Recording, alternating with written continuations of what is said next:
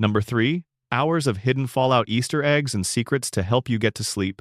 There is a particular kind of quiet that only exists at the end of the world. Not the silence of an empty room or the hush of a library late at night. Something deeper, the kind of quiet where you can almost hear what used to be there. Wind moving through the hollow frames of buildings that still have curtains in the windows.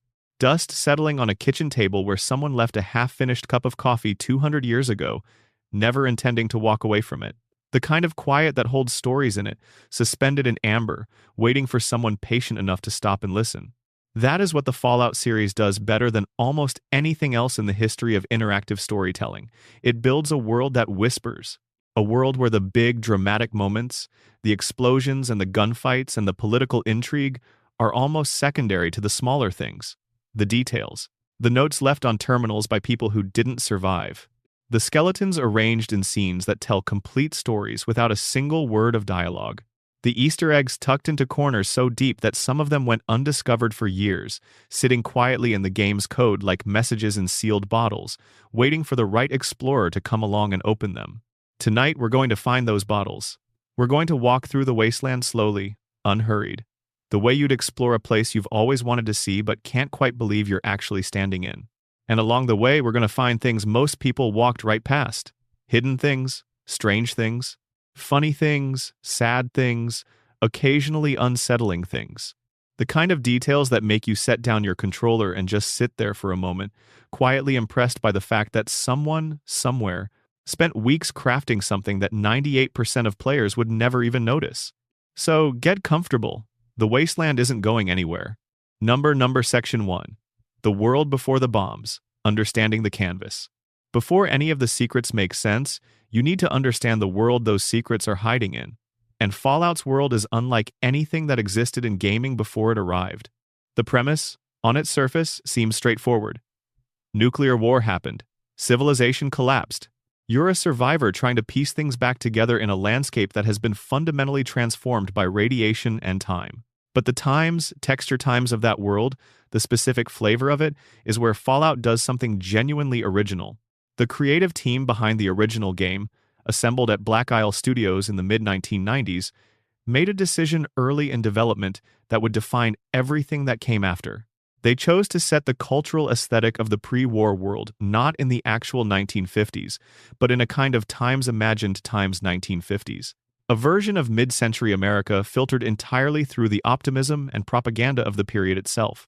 The advertisements, the music, the fashion, the architecture, all of it looks and sounds like someone took every cheerful post-war American ideal and stretched it forward into a future that never existed anywhere except the imagination. The result is retrofuturism, a world where atomic energy is as domestic and cheerful as a kitchen appliance, where robots in tuxedos serve you cocktails with white-gloved hands, where every surface is chrome and every advertisement promises a tomorrow that is bright and clean and nuclear-powered. The aesthetic borrows heavily from science fiction magazines of the 1940s and 50s, from the visual language of World's Fair exhibitions, from the particular brand of cheerful confidence that characterized American culture in the decade following World War II. This matters enormously to understanding the secrets, because the entire franchise runs on a fundamental tension. The surface is cheerful. The reality is horrifying. Every bright-colored Nuka-Cola advertisement exists alongside the knowledge that the company that made it continued producing bottles even as the bombs were falling. Every Vault-Tec commercial promising safety and security exists alongside what actually happened inside those vaults. The gap between the cheerful surface and the dark truth underneath is where almost every meaningful piece of lore in Fallout lives. The developers understood this instinctively, and they built the secrets of these games to live in that gap. The most affecting Easter eggs in Fallout are rarely the funny ones, though there are plenty of those. They're the ones that take the cheerful surface of the pre-war world and quietly reveal the rot underneath, or the ones that find genuine human moments in the wreckage, small gestures of love or loyalty or ordinary kindness that somehow survived the apocalypse in amber. The original Fallout was released in 1997, developed by Black Isle Studios and published by Interplay. It was a relatively modest production by any technical standard of the era, an isometric RPG with turn-based combat, but its writing and world-building were exceptional in ways that set a bar the franchise has been reaching toward ever since. Tim Kaine led the design, with writing contributions from Chris Avallone, Scott Campbell, and a team that clearly shared an obsessive interest in the texture of post-apocalyptic society. The game was set in Southern California 200 years after a nuclear exchange, and it established nearly every foundational element of the universe that would persist across every subsequent entry. The sequel, Fallout 2, arrived in 1998 and expanded everything. More locations, more factions, a far more ambitious story, and significantly more humor, some of it intentional and some of it the kind of developer in-jokes that accumulate naturally when a team is working closely together for long periods. Fallout 2 is, in many ways, the richest single source of Easter eggs in the entire franchise, partly because Black Isle was visibly having enormous fun with the opportunity to build on what the first game established, and partly because the game's sheer size and the comparative freedom of its open world gave them room to hide things in ways that a more linear game wouldn't allow. Then came the long gap. After Interplay's financial difficulties led to the eventual closure of Black Isle in 2003, the Fallout license sat in limbo for several years before Bethesda Game Studios acquired it in 2007 and immediately began work on what would become Fallout 3. The shift from isometric to first-person was seismic for longtime fans and deeply controversial, but what Bethesda understood, and what they demonstrated convincingly with Fallout 3, was that the first-person perspective opened up new possibilities for exactly the kind of environmental storytelling that would become one of the franchise's defining qualities. When you can walk through a room rather than looking down at it from above, the arrangement of objects tells a different kind of story. A skeleton slumped against a wall means something different when you're standing next to it at eye level, when you can read the expression on the wall above it, when you can look at the pill bottles on the floor and piece together what happened. Bethesda recognized this and built entire systems around it, filling the capital wasteland with micro-stories told through scenery rather than dialogue, creating a world that rewarded slow, careful exploration in ways that hadn't quite been possible before. Obsidian Entertainment took the reins for Fallout New Vegas in 2010, and the result was something remarkable, a game that found a middle path between the original Black Isle approach and Bethesda's open-world methodology. New Vegas brought back much of the original franchise's sharp political writing and moral complexity while keeping the first-person format Bethesda had established. It was also, perhaps not coincidentally, developed by many of the same people who had worked on the original games, including Avallone himself. The result was a game packed with references, layered upon references, inside jokes that referenced other inside jokes, secrets that had been waiting 15 years to be placed somewhere. Fallout 4 arrived in 2015 and leaned harder into the action elements while still maintaining the tradition of hidden depths. Fallout 76, released in 2018 as a multiplayer-focused entry set in West Virginia, added a new dimension by grounding its mythology in actual regional folklore, with results that were sometimes surprising and frequently atmospheric. And then in 2024, the Amazon Prime television series arrived and added yet another layer to the franchise's tradition of hidden details, embedding references so precise and so loving that they functioned almost as a love letter from the showrunners to the games. All of it, from 1997 to the present, shares a common DNA. The world tells stories on multiple levels simultaneously. The surface story is the one you're playing through. The deeper story is the one you find when you stop and look carefully at the world around you. And the deepest story of all is the one the developers left for themselves. The private jokes and personal touches and hidden signatures that turn a piece of commercial entertainment into something that feels, in its best moments, like an act of genuine creative affection. That's what we're here to find. The music is soft. The wasteland is quiet. Let's walk. Before we go any further, wherever you're watching this from right now, whatever time it is, wherever you are in the world, drop it in the comments. I love knowing where these videos find people. And if you haven't yet, hit subscribe so you don't miss what comes next. Number. Section 2. The original games. Black Isle's hidden genius. The first Fallout is, in many important ways, still the most concentrated version of everything the series would eventually become. It's a smaller game by any modern metric, but it's dense in a way that later, larger games sometimes struggle to match. Every area exists for a reason. Every character has something to say that is worth hearing. And threaded through the whole thing is a strain of irreverent, self-aware humor that the development team clearly enjoyed enormously. The Easter eggs in the original Fallout tend to be quick and knowing, designed for players who were paying close attention and who would recognize the references. One of the most beloved is an encounter that exists only as a random event on the world map, something you might travel for dozens of hours and never stumble across. It's called the Unusual Call Box, and it's exactly what it sounds like. A blue police call box, sitting in the middle of the post-nuclear wasteland of Southern California, its warning light blinking cheerfully atop it. When you approach it, a familiar sound effect plays. The box dematerializes and vanishes. Players who recognized Doctor Who immediately understood what they were looking at. It was a TARDIS, placed in the wasteland by the developers purely for the pleasure of doing it, with no narrative justification and no reward beyond the recognition itself. It didn't give you anything. It didn't explain itself. It just appeared, acknowledged you with a bit of sound and light, and then left. This is the purest form of Easter egg in many ways, something hidden entirely for the joy of the joke, requiring nothing of the player except the willingness to notice it. The RoboBrain enemies in the original Fallout have a piece of flavor text that most players scroll past without reading. When a RoboBrain attacks and scores a critical hit in a specific way, the combat log displays the message, "The attack crushes the temple. Good night, Gracie." It's a reference to the old Burns and Allen radio and television comedy, specifically George Burns's famous sign-off line addressed to his wife and comedic partner, Gracie Allen. The RoboBrain is, in effect, making a joke about what it's doing to you. It requires you to be both attentive and steeped in mid-century American comedy to catch it. The developers knew perfectly well that most players wouldn't. They included it anyway. The NPC named Dane, found in the hub, has a piece of dialogue that most players never trigger and even fewer remember if they do.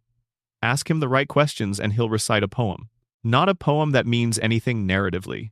Just a bit of spontaneous verse that some writer on the team thought was funny, delivered by an incidental character in a trading hub, existing purely because someone found it amusing. The poem itself is slight and silly, but the gesture of including it, the willingness to fill in the corners of a world with small, surprising moments that serve no functional purpose, is exactly what gives the original games their texture. Fallout 2 expanded this approach to something approaching an art form. The sequel was larger, messier, funnier, and more ambitious in almost every direction, including its willingness to hide things in places players might never think to look.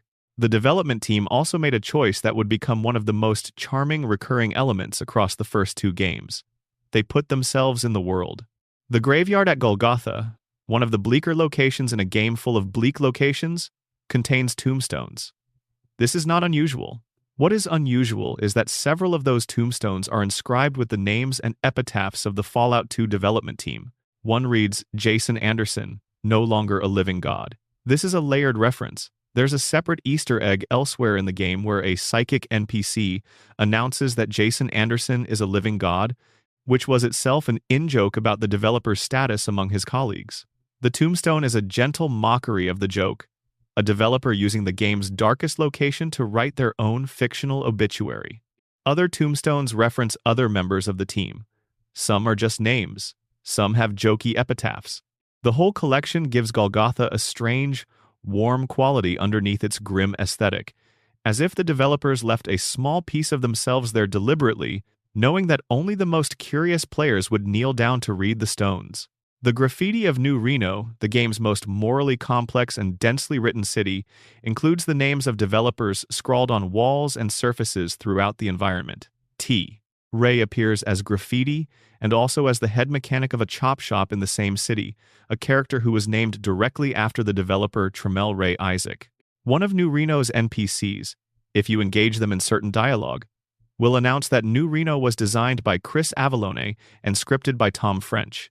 This is literally true, but it exists inside the fiction as a piece of in-world gossip, which creates a strange kind of fourth-wall fracture that the game seems to be doing completely deliberately.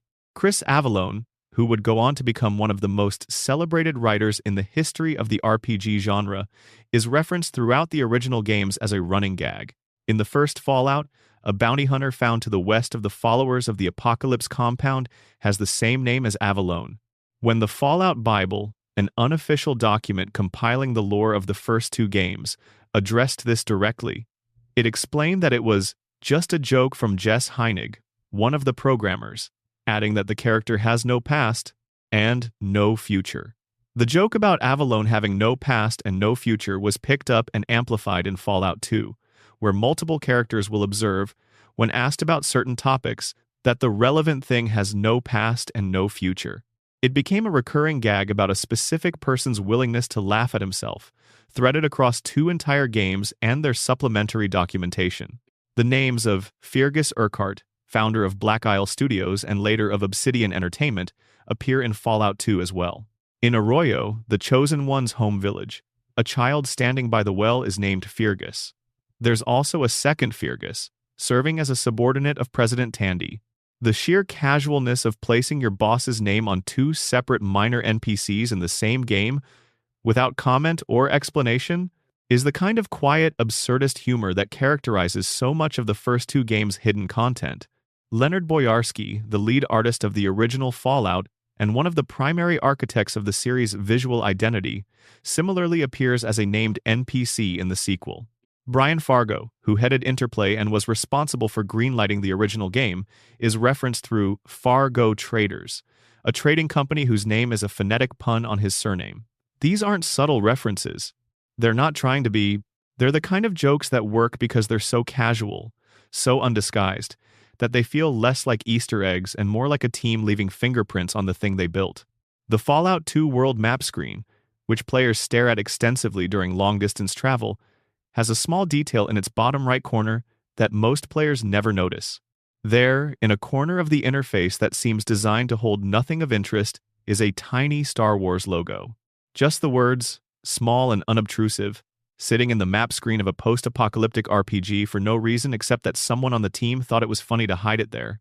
It doesn't appear in the credits or the documentation. It was discovered by players eventually, as these things always are, but only through the kind of careful, systematic examination of every pixel that Fallout fans have always been willing to undertake. The random encounter system in Fallout 2 deserves its own extended conversation, because it's one of the most generous and strange Easter egg delivery mechanisms in the history of the franchise. The world map encounters are not all created equal. Some are mundane, just travelers or raiders or animals, but others are genuinely bizarre, including references ranging from science fiction literature to pop culture to pure developer absurdism, and they appear rarely enough that some players complete the game multiple times without seeing all of them. One encounter involves finding the Bridge of Death, a reference to Monty Python and the Holy Grail, complete with a guardian asking questions in the style of the Black Knight. Answer incorrectly and you're penalized. Answer correctly and you're rewarded.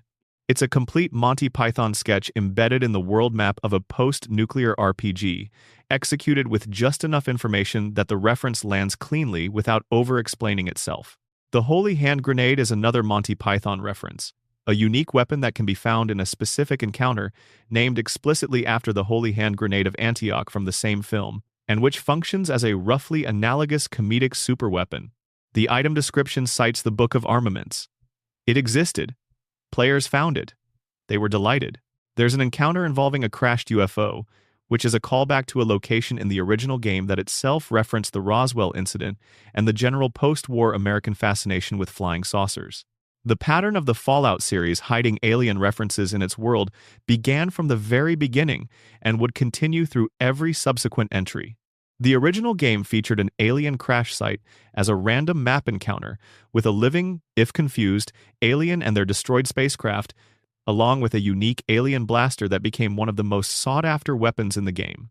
The sequel expanded on this with multiple alien encounters, each of them handled with the same mix of absurdist humor and genuine curiosity about what it would actually mean to encounter something truly extraterrestrial in a world that had already experienced its own human-made apocalypse. One of the most quietly lovely things about the first 2 games is the way they handle the ink spots, Dean Martin, and the other period-appropriate music that plays throughout the wasteland.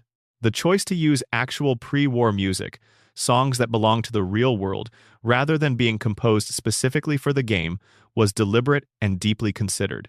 It creates a layer of melancholy that composed music would struggle to replicate, because these are songs that real people listened to, that carried real emotional weight in a real world, now playing in a fictional one that has been destroyed. When Maybe, by the Ink Spots, plays in the background of a scene of devastation, it means something different than any original composition could mean. The gap between the song's gentle optimism and the surrounding ruin is doing emotional work that no amount of custom scoring could replicate. The developers of the original game understood this and built their entire sonic identity around it. The choice to set the aesthetic in an imagined 1950s gave them access to a catalog of music that was already emotionally loaded, already culturally resonant, and they used it with genuine sophistication. This isn't exactly a hidden detail in the way that the TARDIS encounter is hidden, but it's a secret of a different kind. A design philosophy that operates below the surface of the experience, shaping how the whole thing feels without most players ever consciously identifying what it's doing. The original Fallout was, by all accounts, a stressful and at times chaotic production. Interplay gave Tim Kaine and his team very limited time to complete what they were making, and the final product required some compression of the original ambitions. But what made it through was remarkable, and threaded through all of it, even in the corners that feel rushed or incomplete, is the sense of a team of people who genuinely loved what they were making, and found moments, even small ones, to put something of themselves into it. That quality, the sense that real human beings were playing in this world and leaving traces of themselves as they went, is the foundation on which every subsequent Fallout Easter egg rests. Number. Section 3. Vault-Tech's Darkest Secrets: What Was Really Happening Below Ground. There is something deeply comfortable about the idea of a vault. The word itself carries weight. Vaulted ceilings in old buildings, bank vaults holding irreplaceable things, the vault of the sky above an open field at night. The word suggests safety, permanence, the sense that whatever is inside has been preserved against the passage of time and the chaos of the world above. Vault-Tec understood this implicitly. Their marketing was built entirely around the comfort the word evoked. The advertisements in the Fallout universe, the cheerful propaganda films, and the bright-colored brochures, and the roving salespeople who knocked on doors in the months before the bombs fell, all of them leaned into the same promise. Come underground. Be safe. We've thought of everything. Your future is bright as long as it's underground. What they didn't tell you, what they couldn't afford for you to know before you were already inside, is what the vaults were actually for. The premise, when you encounter it across the games, is initially shocking and then, on reflection, feels entirely consistent with the world Fallout builds. Vault-Tec, working in conjunction with the US government, designed the majority of their vault facilities not as genuine shelters, but as experimental laboratories for the study of human behavior under controlled, extreme conditions. The official name for the program was Project Safehouse, and its documentation describes experiments that range from the merely bizarre to the genuinely atrocious, all of it administered on people who had no idea they were participants in anything other than survival. Of the 122 publicly known vaults in the Fallout universe, only 17 were considered control vaults, meaning they were properly stocked, adequately designed, and intended to function more or less as advertised. The other 105 were experiments, and the range of those experiments, when you piece them together across all the games, paints a portrait of institutional cruelty that is all the more disturbing for being delivered in the same cheerful, corporate tones as the original advertising. Vault 29, which surfaces most prominently in Fallout 76's lore documentation, was designed to accept only children under the age of 15, with their parents deliberately redirected to different vaults. The experiment was intended to study what kind of society children would build without adult influence. The inhumanity of separating families at the point of maximum vulnerability, as bombs fell and the world ended, required the deliberate and calculated deception of every parent who believed they were being sent somewhere safe with their children. The paperwork was filed. The protocols were followed. The families were divided. Vault 77, referenced through a unique item in Fallout 3, held exactly one man and a crate of puppets. The experiment was a study in extreme isolation and the human capacity for coping mechanisms when deprived of all genuine social contact. The man lasted 2 years before he left, his sanity fractured, his grip on what was real and what was the product of his puppet companions reportedly uncertain at best. He went on, according to the scattered notes you find about him, to become someone remarkable feared by the slavers of Paradise Falls, which tells you something about what 2 years alone with puppets and the end of the world will do to a person. The vault was connected to the Fallout universe through a penny arcade webcomic. The comic, which the Penny Arcade creators produced as a piece of fan-adjacent fiction, told the story of Vault 77's sole occupant in darkly comedic terms, depicting his decline and eventual emergence with the kind of absurdist horror the format lends itself to. Bethesda, in developing Fallout 3, found the comic and incorporated it into official canon. A unique Vault 77 jumpsuit can be found at Paradise Falls, wearable in-game, making the Penny Arcade story part of the official Fallout narrative in a way that no other fan work has ever been formally acknowledged. Vault 92, found in the Washington, D.C. wasteland of Fallout 3, was stocked exclusively with musicians. The design logic was impeccable in its cynicism. Musicians were people who would accept stressful conditions without complaint, who were accustomed to communal living, and who could be relied upon to report psychological disturbances through the convenient mechanism of their creative work. The actual experiment involved the delivery of subliminal messaging through white noise. Initially framed as a creative enhancement tool, later modified to induce extreme aggression in sleeping subjects. The logs found in the vault document the deterioration with bureaucratic precision, increased altercations, then serious violence, then the moment where everything collapsed entirely and the residents killed each other in what the records describe, with characteristic institutional understatement, as an incident. The documentation for Vault 92 is among the most disturbing writing in Fallout 3 for exactly this reason. It never breaks its clinical register. The Overseer's logs read like corporate quarterly reports, noting escalating casualties with the same professional detachment reserved for production metrics. Violence isn't described as horror, it's described as data. And the experiment was, from Vault-Tech's perspective, a success, because the data was gathered. Vault 108 contains one of the most purely terrifying moments of environmental discovery in any game Bethesda has ever made, and it requires almost no combat to experience it properly. When you enter Vault 108, something feels wrong immediately. The corridors are darker than they should be, the sounds are different from other vaults, and then you start finding the notes. The vault was stocked normally. The Overseer died within 5 years, as per the original design specifications, which had made no provision for what should happen to leadership afterward.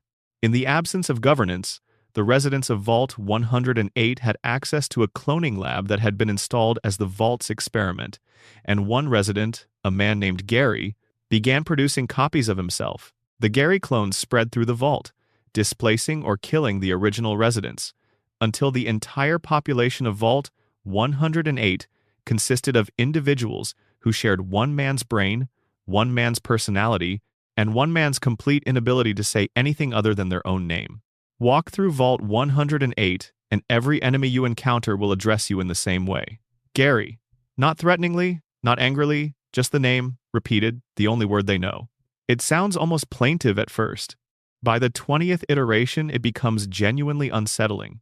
By the time you reach the cloning laboratory and understand what happened here, the word has taken on a completely different quality, less a name than a sound that represents the absolute erasure of human individuality. The Gary Vault is one of Fallout 3's most effective pieces of horror, and it works entirely through implication and atmosphere.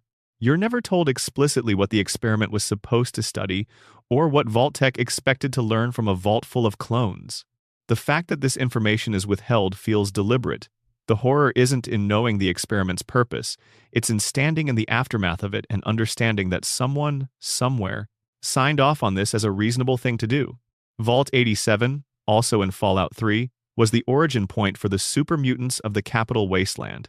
Its experiment involved the forced exposure of subjects to the forced evolutionary virus, transforming them into the giant, aggressive creatures that populate the wasteland. The Vault was, by any measurement, one of the most directly brutal experiments in the program, because the FEV conversion process was not humane and the subjects were not willing. The radiation levels around Vault 87 are lethal to unprotected humans, making the vault itself inaccessible by the time the player arrives, except through a specific quest path. But the super mutant populations throughout the game, the enemies you encounter from the earliest hours of play, are the experimental subjects or their descendants, which puts every combat encounter with a super mutant in a slightly different light. Vault 101, where Fallout 3 begins, was designed around a simple and relatively clean experiment. What happens to a vault population that is never allowed to leave? The Overseer's programming was to maintain permanent isolation from the outside world, forbidding any contact with the surface indefinitely. By the time the game takes place, Vault 101 has been isolated for 200 years, its population dramatically reduced, its institutional structures maintained by successive overseers who enforce the isolation with increasing authoritarianism. The opening hours of Fallout 3 take place inside this vault, and everything the player experiences there, the rigid hierarchy, the desperate normality of people who have never seen the sky, the Overseer's violent enforcement of the isolation protocol, is the result of Vault-Tech's experiment working exactly as designed. One of the strangest and most quietly affecting Vault secrets is Vault 111, where the player character of Fallout 4 begins. The Vault's official experiment was cryogenic preservation. The residents were frozen immediately upon entry and were not intended to be thawed on any predetermined schedule. What this meant in practice is that hundreds of people entered Vault 111, expecting to emerge eventually into a rebuilt world, and were instead frozen indefinitely, while the Vault's small skeleton crew of staff, who were not frozen themselves, waited for instructions that never came and eventually died of various causes that the Vault's terminal logs document in quiet detail. The Vaults, taken together, are not just story locations. They're an extended meditation on what institutions do when they're given absolute power over captive populations and no external oversight. Every vault tells a version of the same story from a different angle. What happens when the people who are supposed to protect you are actually studying you? The cheerful branding, the friendly mascot Vault Boy giving his thumbs up, the advertisements promising safety and warmth, all of it becomes a kind of dark joke when viewed through the lens of what the facilities actually were. And this tension between the surface brightness and the underlying horror is, in miniature, everything the Fallout franchise has always been about. The vaults aren't just lore, they're an argument. Number, Section 4. The Capital Wasteland's Hidden Corners, Fallout 3's Secrets. Washington, D.C. as a ruin is one of the most evocative settings in the history of video game geography. Bethesda chose it for Fallout 3 partly for practical reasons, partly because the symbolic weight of a destroyed American capital is almost impossibly rich. But what they did with that setting and the spaces between the main narrative is what makes Fallout 3's hidden layer so rewarding. The accessible balcony above Megaton's entrance is one of the first secrets players encounter if they know to look for it, though almost none of them do through normal play. Megaton itself is the first major settlement in Fallout 3, a chaotic and clearly improvised town built in the crater left by an unexploded nuclear bomb, surrounded by ramshackle walls made from salvaged metal and aircraft parts. It's one of the most visually distinctive locations in the game, and most players spend considerable time there. But there is, above the entrance gate, a small balcony that cannot be reached through normal movement.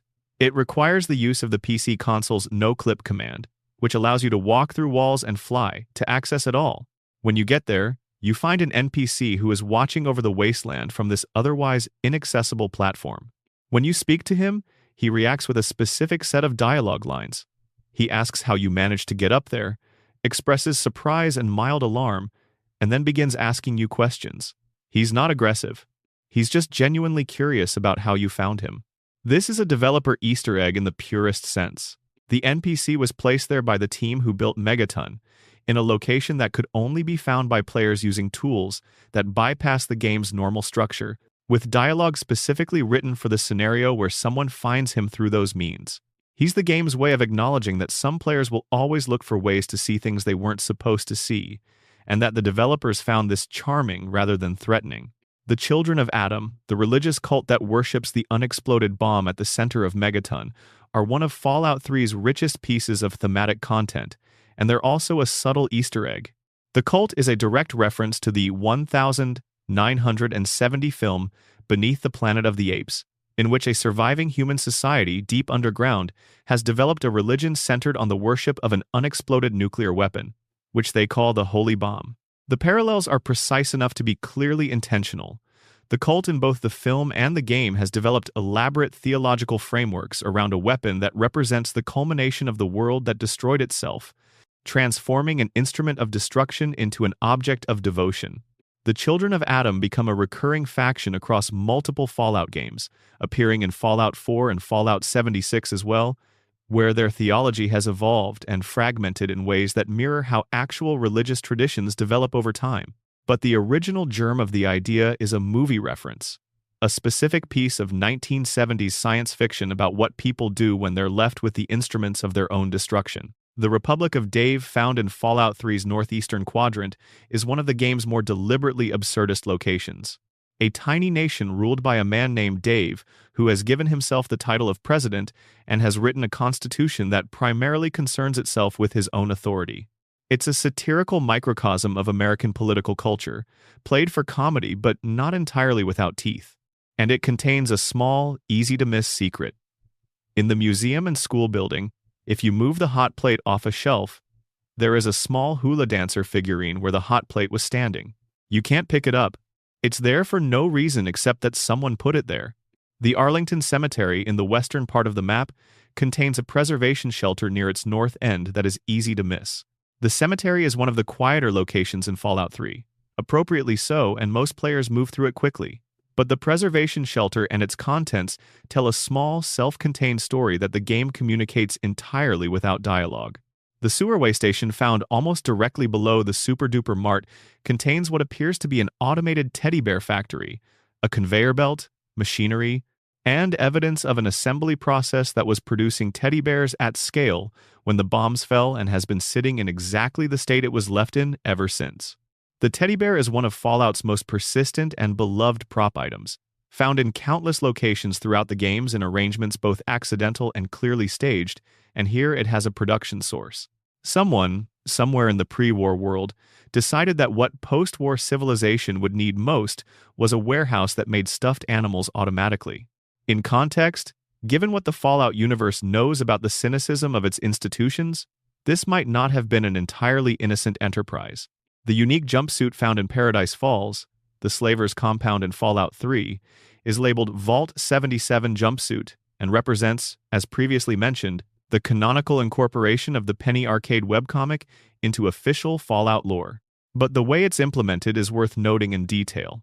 Paradise Falls is a location that most players approach with either caution or hostility, given its residents' occupation.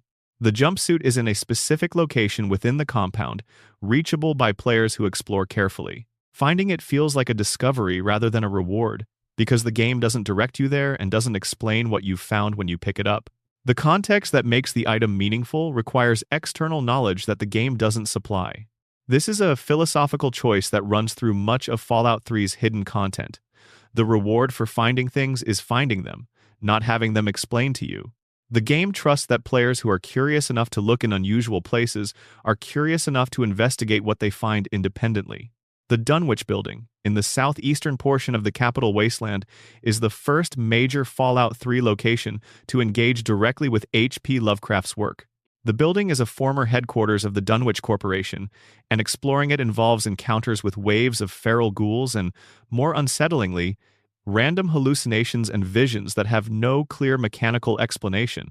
The visions show pre-war scenes, fragments of what happened in the building before the bombs fell, and they're disturbing enough that even without understanding the specific Lovecraft references, the location functions as effective horror. For players who know Lovecraft's work, particularly his short story, The Dunwich Horror, and the broader Cthulhu mythos, the references are specific and layered. The corporation name, the hallucinations, the way the building seems to suggest something beneath its surface that isn't quite natural, all of it points toward a cosmological horror tradition that Bethesda would return to even more explicitly in Fallout 4's Dunwich Borers. The connection between Fallout 3's Dunwich building and Lovecraft's work is itself a kind of secret, not hidden in the sense of being difficult to find, but requiring contextual knowledge to fully decode. This is a type of Easter egg that rewards not just exploration but reading, the kind of secret that can only be understood by someone who has done something in the real world that equipped them to understand it. Vault 92, which we've already discussed in the context of the Vault experiments, contains additional lore details in its terminal entries that are worth pausing on. The Overseer's terminal includes a phrase that appears in one entry without explanation or context. Sanity is not statistical. This is a direct quotation from George Orwell's 1984, specifically from a key passage where Winston Smith reflects on the nature of sanity and majority belief.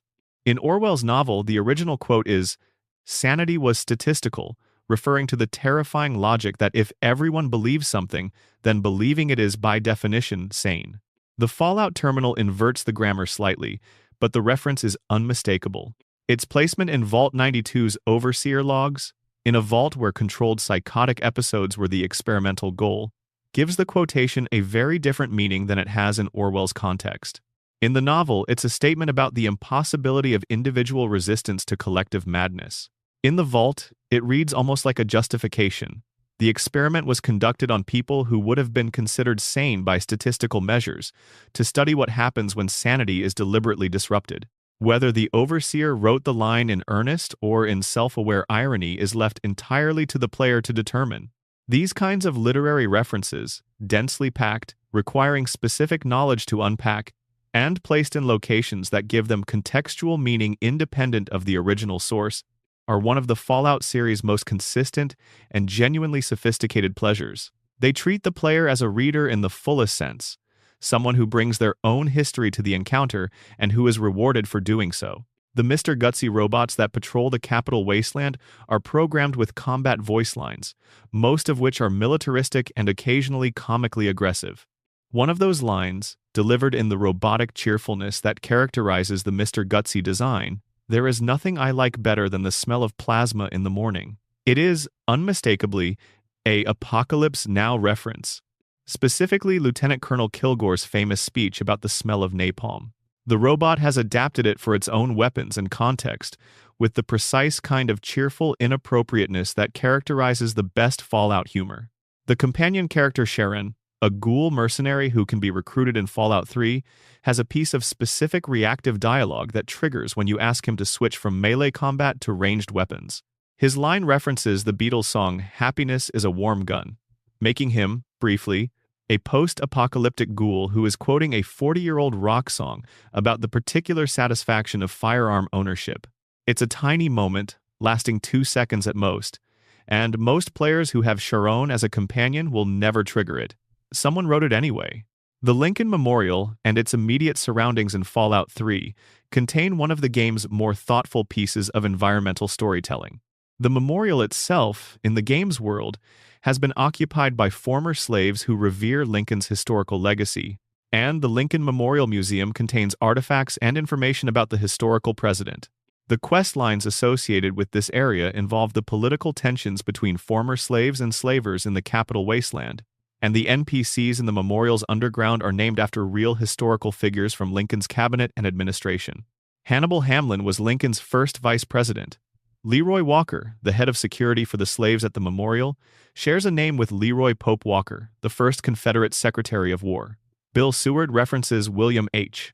Seward, Lincoln's Secretary of State. Caleb Smith and Simone Cameron reference Lincoln's Secretary of the Interior and his original Secretary of War, respectively. These aren't Easter eggs in the comedic sense. They're historical research embedded in a game setting, a genuine piece of scholarship disguised as background detail. The developers of Fallout 3 did enough research into Lincoln's administration to name supporting characters after his cabinet members and assign them appropriate roles within the memorial's social structure. It's a form of hidden depth that operates differently from a TARDIS or a Python reference. It rewards not recognition of pop culture but knowledge of actual history, and it adds a layer of specificity to what could have been a generic "slavery is bad" narrative, grounding it in the real historical context of abolition and its opponents in a way that makes the Capital Wasteland's version of that story feel genuinely considered. Fallout 3 also contains, in the Nuka-Cola plant and the surrounding area, a quest and an NPC that reference one of pop culture's most famous product obsessions. Sierra Petrovita, a collector of Nuka-Cola who will commission you to find bottles of the rare Nuka-Cola Quantum variant, is designed as a loving parody of collector culture in general and specifically of Coca-Cola memorabilia collectors. Her basement is filled with Nuka-Cola collectibles, arranged with the obsessive precision of someone for whom the collection has become more important than the thing being collected.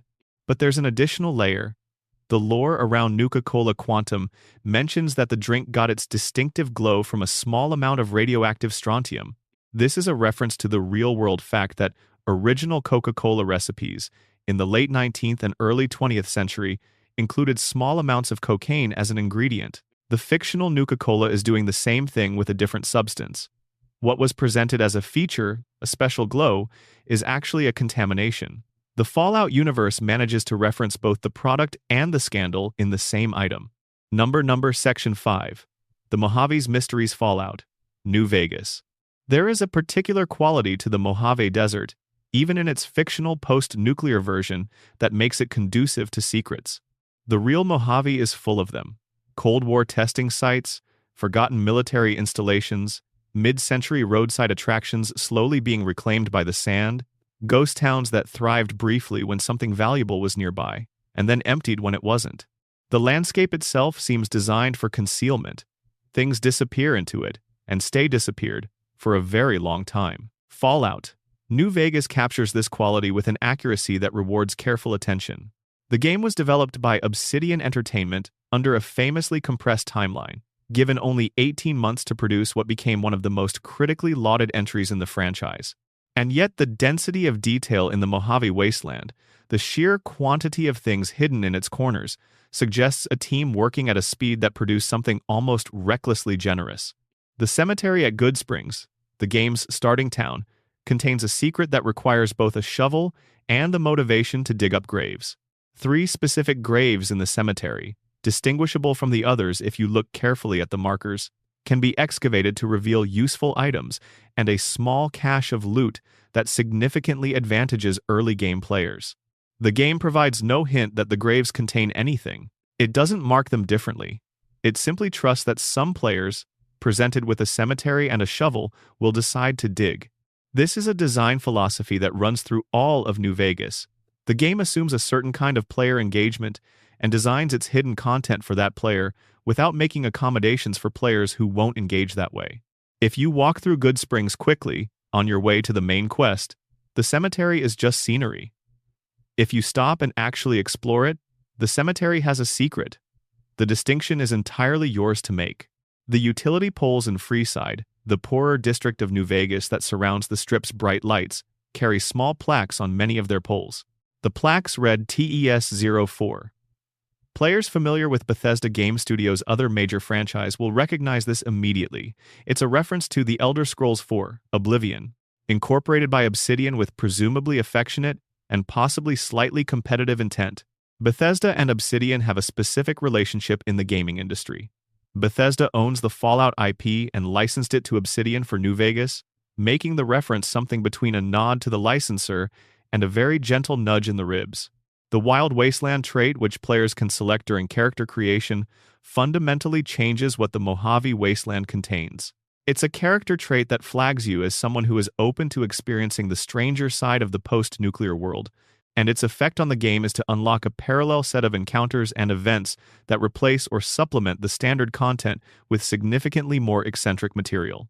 With Wild Wasteland active, you will eventually encounter Maud's Muggers, a gang of elderly hoodlums who attempt to rob you near the Cerulean Robotics facility. This is a reference to Monty Python's Flying Circus, specifically a sketch called Hell's Grannies, in which a gang of elderly women terrorize a neighborhood. In the game, the reference works purely on the level of absurdism. Encountering a group of elderly muggers in a post-nuclear wasteland is already funny, and knowing the sketch they're referencing adds another layer. The same trait unlocks a scene in the Old World Blues DLC that is one of the most cheerfully weird things Obsidian ever put in a Fallout game. In the backyard of House 103 in Higgs Village, there is a small Deathclaw named Stripe. The Deathclaw is one of Fallout's most iconic enemies, a terrifyingly large and aggressive creature that represents a serious threat to unprepared players throughout the franchise. Having one named Stripe, and living in what was apparently a doghouse, is the kind of joke that works because of the sheer scale of the incongruity. Stripe is named after the leader of the Gremlins in the 1984 film Gremlins, with the in-game note that the doghouse previously belonged to a cybernetic dog named Gabe. The original resident of the doghouse, a friendly robotic dog, has been displaced by a creature that is essentially the opposite of a friendly robotic dog in every meaningful way. Stripe, despite appearances, will only chase you out of the backyard before retreating to the house, giving the encounter a quality that is threatening in principle and comedic in practice. One of the more deeply buried references in Fallout, New Vegas requires knowledge of a specific piece of internet gaming history from 2003. Josh Sawyer, the game's director and one of its primary designers, inserted a reference to a famously failed game project called the Zyborn Clock. The project was briefly floated on the Something Awful forums in 2003 by a small group of aspiring developers and became notorious in certain internet communities for the ambitious claims made about it and the spectacular implosion that followed. In the Mojave Wasteland, you can find a character named Johnny Five Aces, a gunslinger known for his distinctive playing cards. His name and character design reference a character who was supposed to appear in the Zyborn Clock. Sawyer was evidently aware of the forum discussions, found the failed project memorable, and gave its character a cameo in one of the biggest games of 2010. By the time New Vegas was released, the Zyborn Clock was already becoming obscure, a piece of internet history that most people who encountered the Johnny Five Aces reference would have no context for. This is, in some ways, the most extreme version of the developer in-joke, a reference so specific that even dedicated fans of the franchise wouldn't understand it without independent research into a failed forum project from 7 years prior. Sawyer included it anyway. The joke existed for him and for however many people would eventually care enough to look.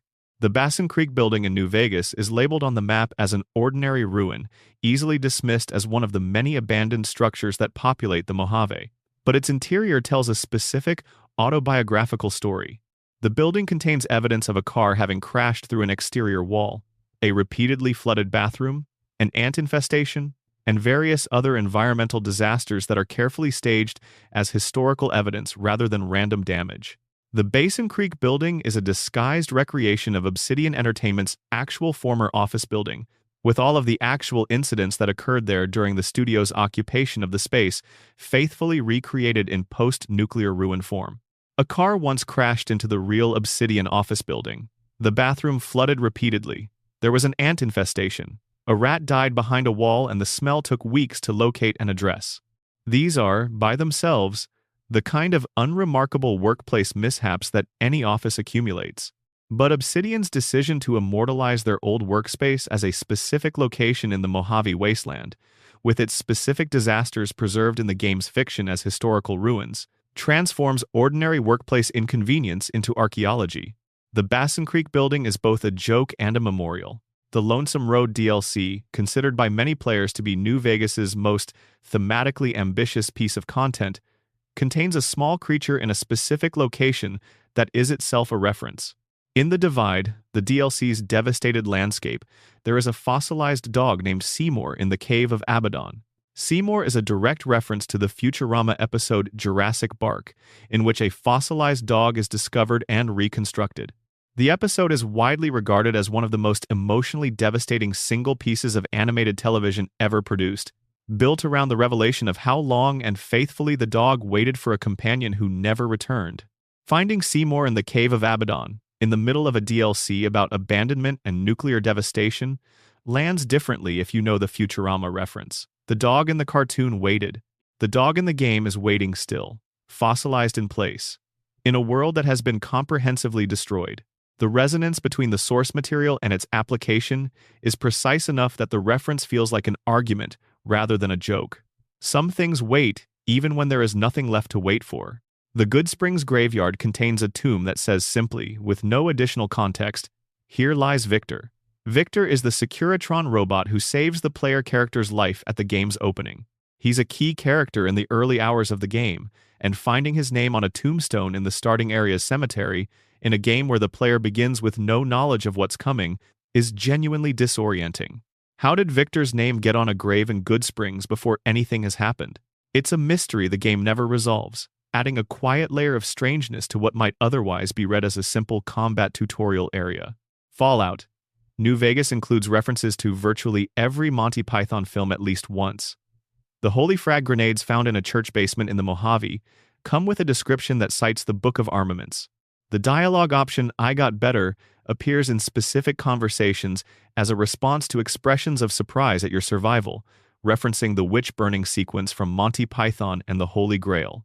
These are delivered in the same casual register as everything else in the game's writing, which is part of what makes them effective. New Vegas is irreverent enough that Monty Python references feel at home in it rather than interrupting the tone. The Nipton billboard, encountered early in the game outside the town where Caesar's Legion has conducted one of its characteristically brutal purges, is worth examining carefully. The billboard advertises Nipton as a welcoming town for travelers. Behind it, the town has been transformed into a lottery of suffering.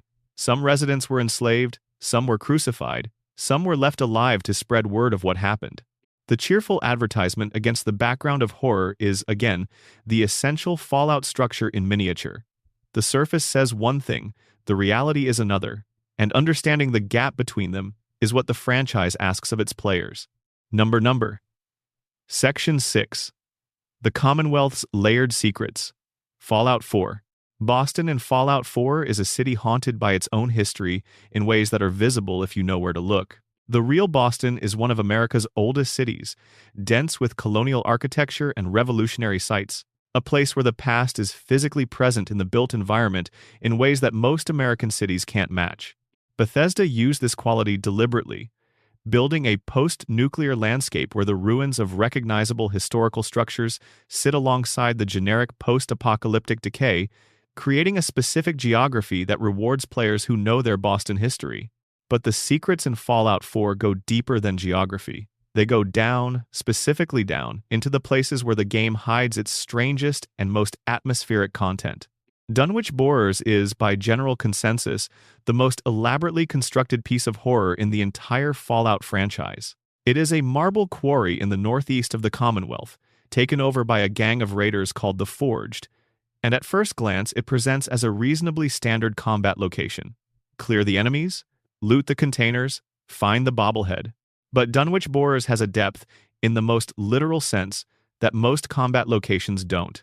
As you descend through the quarry's levels, the encounters become stranger. There are raiders, but some of them seem to be behaving oddly even by raider standards, whispering to themselves, seemingly frightened of something that isn't the player. Terminal entries from the facility's pre-war management document, an operation that prioritized efficiency over worker safety to a disturbing degree, dismissing requests for additional support structures and safety railings with the corporate language of a company that has decided its liability exposure is acceptable. One terminal entry from the on-site manager, Bedlam, begins as normal administrative documentation before abruptly dissolving into a single sentence repeated over and over. "I'm safe in the light." The quarry goes deeper than any functional marble operation would need to go. At the bottom, flooding has created a pool of dark water, and in the water there is something that the game does not show you completely. There's a weapon, the unique blade called Kremvieh's Tooth, resting on an underwater altar. And at the very bottom of the pool, almost invisible, is a face looking up. A colossal face, barely visible, buried in the stone, staring up through the water at whatever is above it. The face is the size of a building. It's been there presumably since long before the pre-war period. It explains, without explaining anything explicitly, why the quarry goes so deep. They were digging toward it. They found it. And then things started to go wrong. This is a direct reference to H.P. Lovecraft's The Dunwich Horror, and more broadly to the Cthulhu mythos, specifically to the concept of vast, ancient entities buried in the earth whose existence fundamentally contradicts any stable understanding of the world. The placement of Dunwich Borers in the northeast of the map, close to where Lovecraft was born, Providence, Rhode Island, and set his fiction, adds an additional layer of geographical appropriateness. Fallout 3 had the Dunwich building as a reference to Lovecraft. Fallout 4 doubled down, not just a name but a location with specific environmental storytelling that points towards something genuinely cosmological. The Lovecraftian horror isn't just referenced, it's realized. Whatever is at the bottom of that quarry, whatever the raiders were being driven mad by, whatever required an underwater altar and the specific dagger called Kremv's Tooth to appease, is still there when you leave. The castle, which becomes the Minutemen's headquarters in Fallout 4, contains a reference to Edgar Allan Poe's The Cask of Amontillado that most players never find. In Poe's story, a man lures his enemy into a wine cellar on the pretense of tasting a rare wine, chains him to the wall, and seals him in with bricks, leaving him to die. The story is a study in deliberate cruelty and the pleasure the narrator takes in his revenge. Deep in the castle's basement, clearing it out as part of a quest, you find the long-deceased General McGann, He has an impressive wine collection. And in a wall of the room, visible if you look carefully, is a skeleton partially bricked into the wall, with wine bottles arranged around it. It's not commented upon. No quest marker directs you there. No NPC tells you to look for it. It's just Poe's story, compressed into a scene, sitting in the basement of a fortified ruin, waiting for someone to notice it. The Jamaica Plain Treasure Room, a marked location on the Commonwealth map, is one of Fallout 4's more elaborate secrets to actually reach. The area is populated with feral ghouls, trapped with laser tripwires, and the path to the actual treasure involves navigating a town hall basement that has been quite deliberately secured. When you reach the exhibit room and find the treasure, it turns out to be a collection of pre-war memorabilia, Nuka-Cola bottles, a baseball signed by a famous player, historical artifacts. The room exists as a joke about the definition of treasure. What was priceless before the bombs is still priceless to collectors. What was considered junk is now survival equipment. The treasure room inverts the hierarchy of value that the wasteland otherwise imposes. The in-universe equivalent of a haunted house in the Commonwealth is a specific building north of Good Neighbor. Nick Valentine, the synth detective companion, refers to a set of 4 walls as the 4 most important walls in the Commonwealth when approaching them, and listening to the speaker device at the house reveals that it was once the home of Henry David Thoreau, the transcendentalist philosopher and author of Walden. Thoreau, who wrote extensively about the importance of deliberate, simplified living in connection with nature, is commemorated in Fallout 4's irradiated wasteland by a rundown house with a working recording device, which is both a gentle tribute and a fairly dark joke about what happened to the ideals he represented. A refrigerator found southeast of Jamaica Plain contains a feral ghoul child inside. This is a reference to Indiana Jones and the Kingdom of the Crystal Skull, specifically the infamous scene where Indiana Jones survives a nuclear blast by hiding inside a lead-lined refrigerator. The in-game child is named Billy, and rather than being a joke at the expense of the film's logic, the Fallout version of the scenario is played for pathos. Billy has been in the refrigerator for 200 years, wondering where his parents are. His parents are still alive, having survived as ghouls, and there is a small quest to reunite them.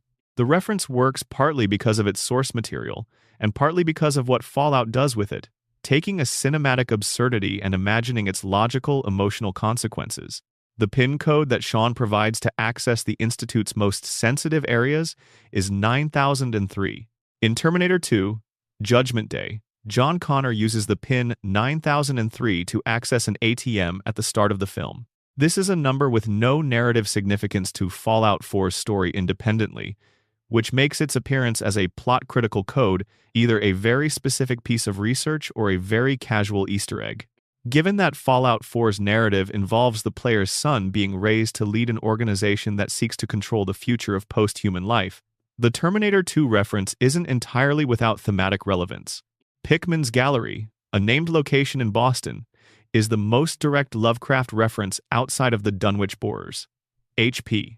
Lovecraft wrote a short story called Pickman's Model about a Boston artist whose paintings of inhuman creatures turn out to be painted from life rather than imagination. In Fallout 4, Pickman's Gallery is a location where a serial killer named Pickman has been conducting operations against raiders, leaving behind elaborate tableaux of his work.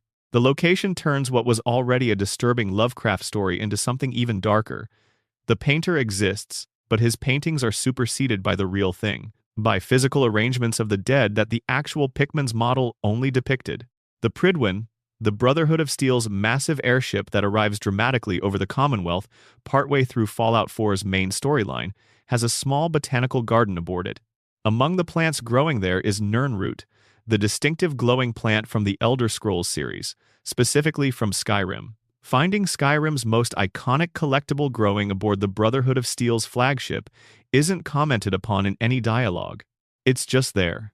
Presumably it arrived the same way every other fictional plant eventually winds up somewhere it doesn't belong. Someone brought it along. Number. Section 7. Environmental Storytelling. The Silent Tragedies.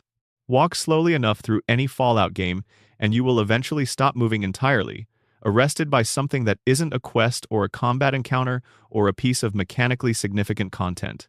You'll stop because you found a scene, and the scene is telling you something, and you want to hear all of it.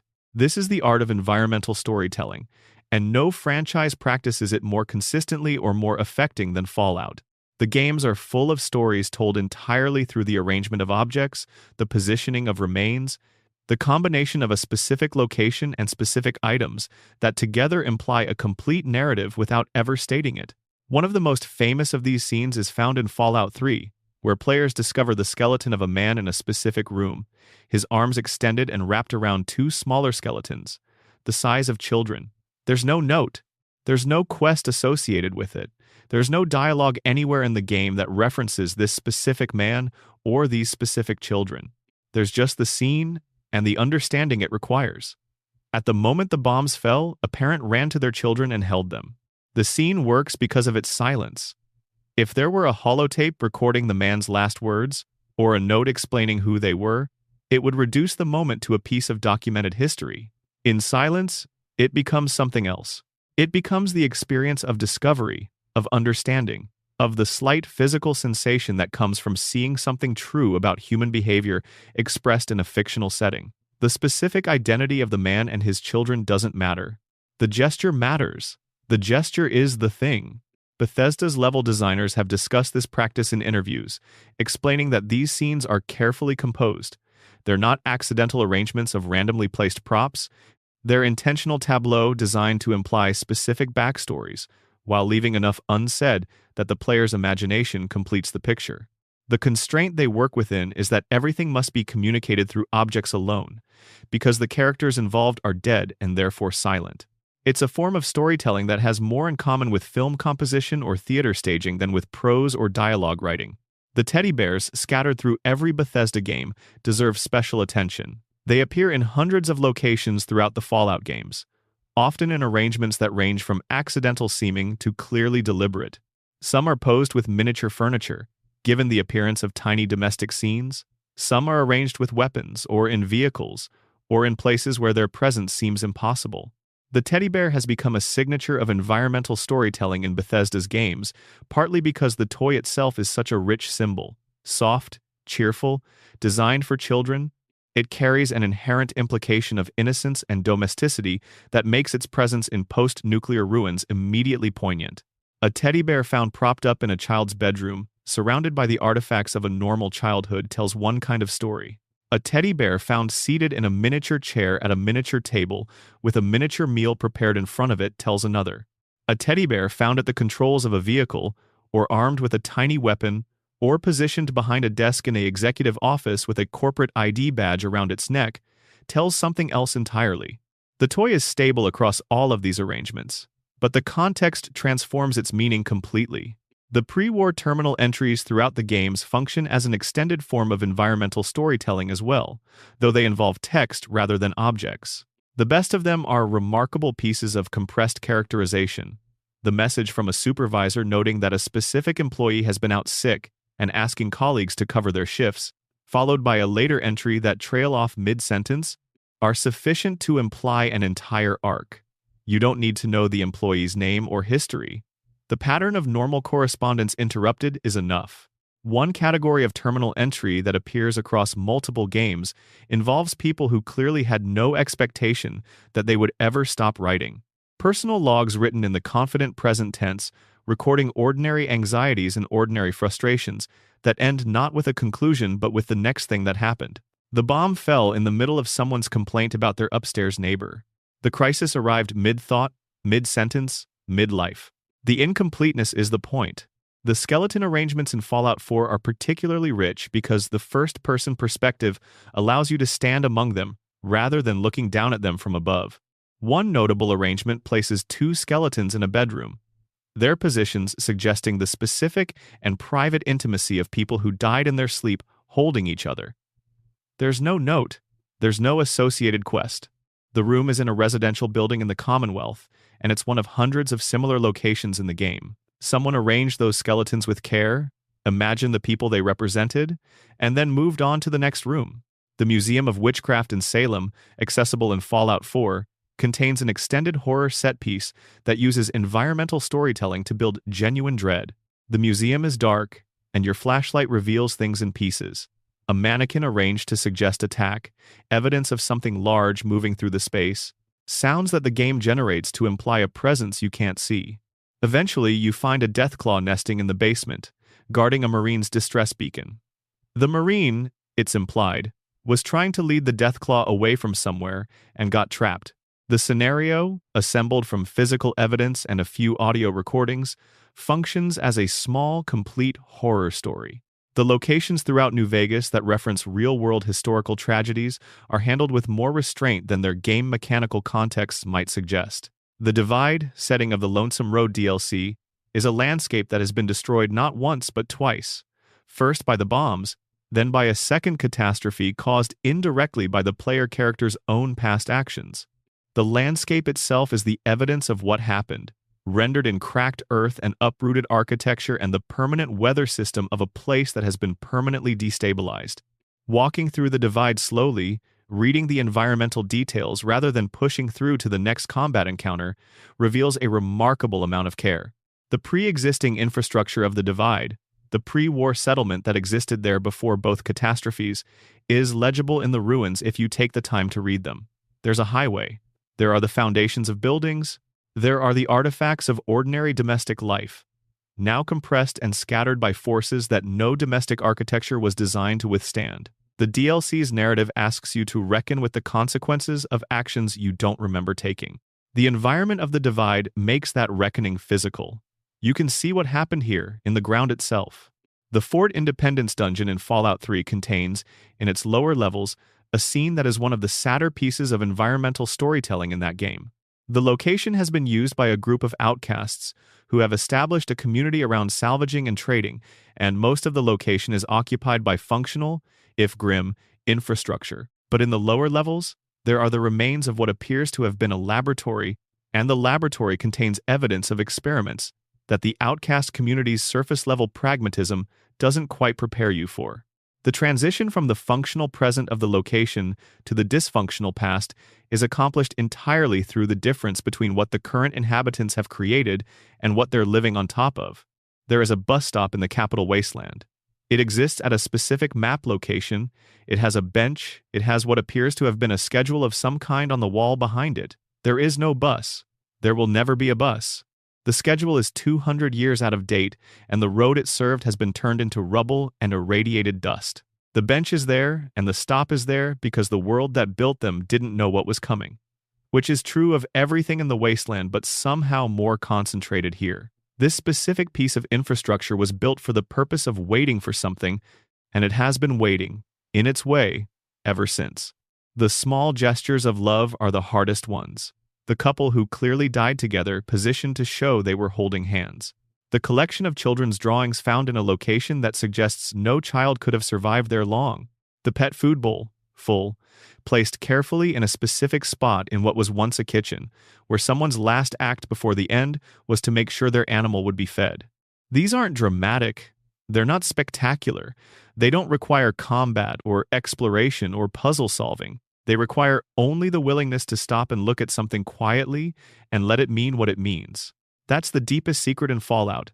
The world is made of people who didn't survive, and they left everything behind. If this is helping you wind down, consider subscribing so the next one is waiting for you when you need it. Now, let's keep walking. Number. Section 8. West Virginia's Cryptids Fallout. 76's Folklore. The Appalachian Mountains have their own relationship with mystery that predates any game set in them by centuries.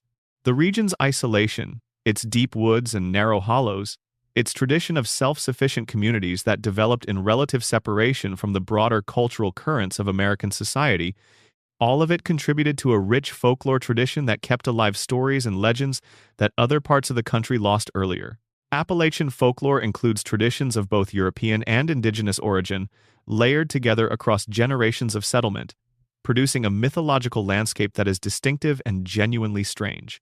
West Virginia, in particular, has produced a remarkable number of local legends that have escaped regional boundaries and become nationally and internationally known. The Mothman is the most famous, but it's far from the only one, and when Bethesda chose West Virginia as the setting for Fallout 76, they made the richness of that folklore a a central element of the game's design in ways that have more depth than the straightforward monster placement approach of most games dealing with regional mythology. The Mothman first appeared in the historical record in November 1966, when multiple residents of Point Pleasant, West Virginia, reported encounters with a large winged creature with glowing red eyes. The sightings continued for approximately 13 months, clustering particularly around the Silver Bridge that crossed the Ohio River between Point Pleasant and Gallipolis, Ohio. On the 15th of December 1967, the Silver Bridge collapsed during rush hour, killing 46 people in one of the worst bridge disasters in American history. The association between the Mothman sightings and the bridge disaster created a lasting mythology around the creature as a harbinger rather than simply a monster.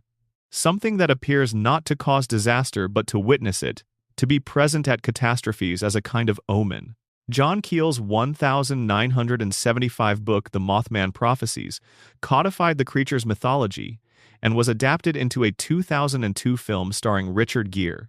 The Mothman Museum opened in Point Pleasant, turning the local legend into a tourist attraction. The town embraced its mascot with characteristic Appalachian practicality. If people want to come look at where the monster was seen, make sure there's parking and a gift shop.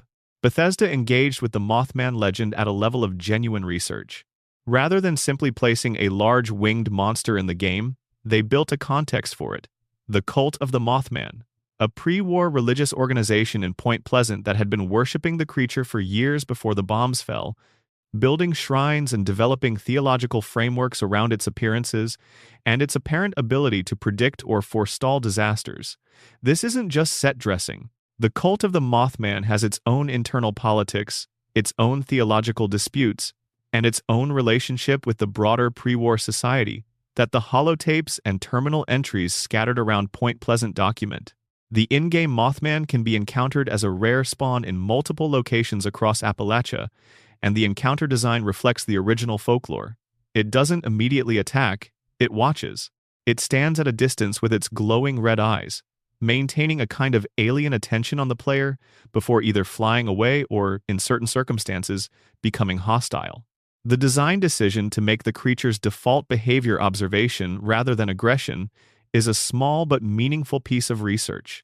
The historical Mothman didn't attack anyone, it watched. Multiple variants of the Mothman exist in the game. The Wise Mothman, which appears only rarely and under specific conditions, is accompanied by a visible aura and behaves very differently from the hostile variant. In the folklore, Mothman was sometimes characterized as protective or communicative rather than simply threatening, appearing not to harm but to warn. The Wise Mothman variant nods to this more ambiguous reading of the legend. The Flatwoods monster entered the historical record in September 1952, when Kathleen May and a group of children in Flatwoods, West Virginia, reported encountering a creature on a farm hillside after seeing a bright object descend from the sky.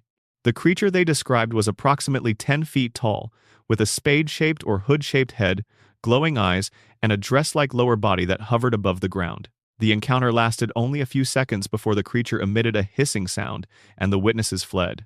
The real encounter was almost certainly a misidentified barn owl perched in a tree, with the body being a mass of tree branches, and the glowing eyes being the owl's tapetum lucidum reflecting the witnesses' flashlights.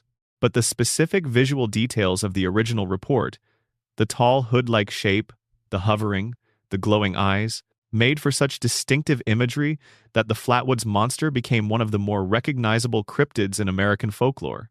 Fallout 76's version of the Flatwoods monster is a floating, hover-bodied creature that teleports, rather than walks, consistent with the original report's description of something that didn't touch the ground. Encountering one in the game feels odd in exactly the right way. It doesn't behave like the other enemies, it doesn't move like them, and its combat mechanics, including its tendency to vanish and reappear, give the encounter a quality that is more unnerving than most purely combat-focused enemy designs. The Wendigo, another Appalachian cryptid with roots in indigenous Algonquian tradition, appears in Fallout 76 as a human-shaped creature that has been transformed into something monstrous through extreme cannibalism and starvation. This is consistent with the traditional belief. The Wendigo was a spirit that possessed people who had consumed human flesh, particularly during desperate winter survival situations, and transformed them into creatures of insatiable hunger. The transformation was considered a punishment and a warning simultaneously. Bethesda's version connects the legend to the specific conditions of the post-nuclear wasteland. People who survived through desperate means, who consumed what they should not have consumed, who were further mutated by the conditions of the New World into something that has left humanity entirely behind. The Wendigo Colossus, a rare enemy variant, represents the extreme end of this transformation, a creature of enormous size and appetite that functions more as an environmental event than a standard enemy encounter. The Grafton monster is a more regionally specific legend, a massive, headless creature reported in the Grafton area of West Virginia, described by witnesses in the 1960s as resembling a man but lacking any discernible head and measuring approximately 9 feet tall. The game's version is faithful to the original description in interesting ways, including the headlessness, and places the creature in the Grafton area where the original sightings were reported. The choice to accurately locate fictional monsters in their real-world reported locations adds a layer of care to the game's engagement with West Virginia folklore that distinguishes it from simple monster placement. The Snallygaster, a legend from the Maryland-West Virginia borderlands, was originally described in early 20th century newspaper reports as a half-reptile, half-bird creature that swooped down on people from the sky. The newspaper coverage was later revealed to have been largely fabricated by editors trying to sell papers, which is itself a piece of American cultural history about the relationship between local journalism and local mythology. The Snallygaster in Fallout 76 splits into multiple smaller creatures when defeated, a game mechanic that has no particular basis in the original folklore, but which the Fallout community found satisfying in terms of making an enemy designed around bird imagery feel appropriately strange. The Sheepsquatch is perhaps the most specifically West Virginian of the game's cryptids, a creature reported primarily in Boone County, West Virginia, described as a large, white bear-like creature with ram horns. Reports of the Sheepsquatch began in the 1990s and never achieved the national circulation of the Mothman or the Flatwoods Monster, making it a regional legend that many players encountered for the first time in Fallout 76. The game's version is a massive white-furred creature with prominent horns, fitting the description while scaling it up appropriately for combat purposes. What Bethesda accomplished with Fallout 76's cryptid population is a form of regional respect that is rare in games. Rather than inventing creatures from whole cloth or using generic fantasy monsters, they researched the specific folklore of the state they were depicting and built their enemy roster around it. The result is a game whose monster encounters feel rooted in a particular place in a way that enhances the sense of actually being somewhere, rather than somewhere generic. The Mothman Equinox event, one of the game's seasonal events, involves the summoning of a rare variant of the Mothman through ritual means, which nods to the pre-war cult's theology while giving players a large-scale encounter built around the creature. The event design incorporates elements of the original folklore in ways that suggest genuine familiarity. The summoning ritual happens at night, the creature appears with a distinctive visual aura that separates it from standard encounters, and its appearance is accompanied by audio design that implies something genuinely significant is occurring. The game also includes the Mothman Museum as a physical location in Point Pleasant, filled with exhibits about the historical creature and its sightings, which recreates the real-world museum with reasonable accuracy. Exploring it with knowledge of the real location adds a specific kind of nostalgic vertigo. This is a fictional version of an actual place that exists to commemorate an actual event, and the game is treating it as both a piece of its own world's history and an echo of the real history that inspired it. The caves and forests of Appalachia in Fallout 76 have their own ambient sound design that deserves specific attention. The audio for the outdoor environments in West Virginia varies with time of day, weather conditions, and the specific terrain type in ways that other Fallout games don't quite replicate. Moving through dense forest at night, the sounds shift in ways that are slightly unnameable. Not obviously wrong, but not quite comfortable either. This is partly intentional design and partly the result of the recorded audio capturing the actual quality of Appalachian nighttime sound, which has its own particular character. The real Mothman investigation began in part because witnesses in 1966 and 1967 reported not just sightings but a specific feeling, the sense of being watched from the darkness before seeing anything. Fallout 76's open world sometimes produces this sensation, particularly at night in the denser, forested areas of the map, where the red glow of a Mothman's eyes might be visible at distance or might be imagined. It's one of the few cases where a game's ambiance produces an effect that mirrors the experiential quality of the folklore it's adapting. Number. Section 9. Developer signatures and hidden jokes. The relationship between game developers and the worlds they build is more intimate and more personal than most players consider. These are people who spend years inside specific virtual spaces, who know every corner of every location with a familiarity that goes far beyond what any player could accumulate. And across the Fallout franchise, that intimacy has produced an enormous body of private jokes, personal signatures, and small commemorations that function as the development team's way of leaving traces of themselves in the places they spent so much time. We've already discussed the Fallout 2 tombstones at Golgotha and the developer names scattered through New Reno's graffiti.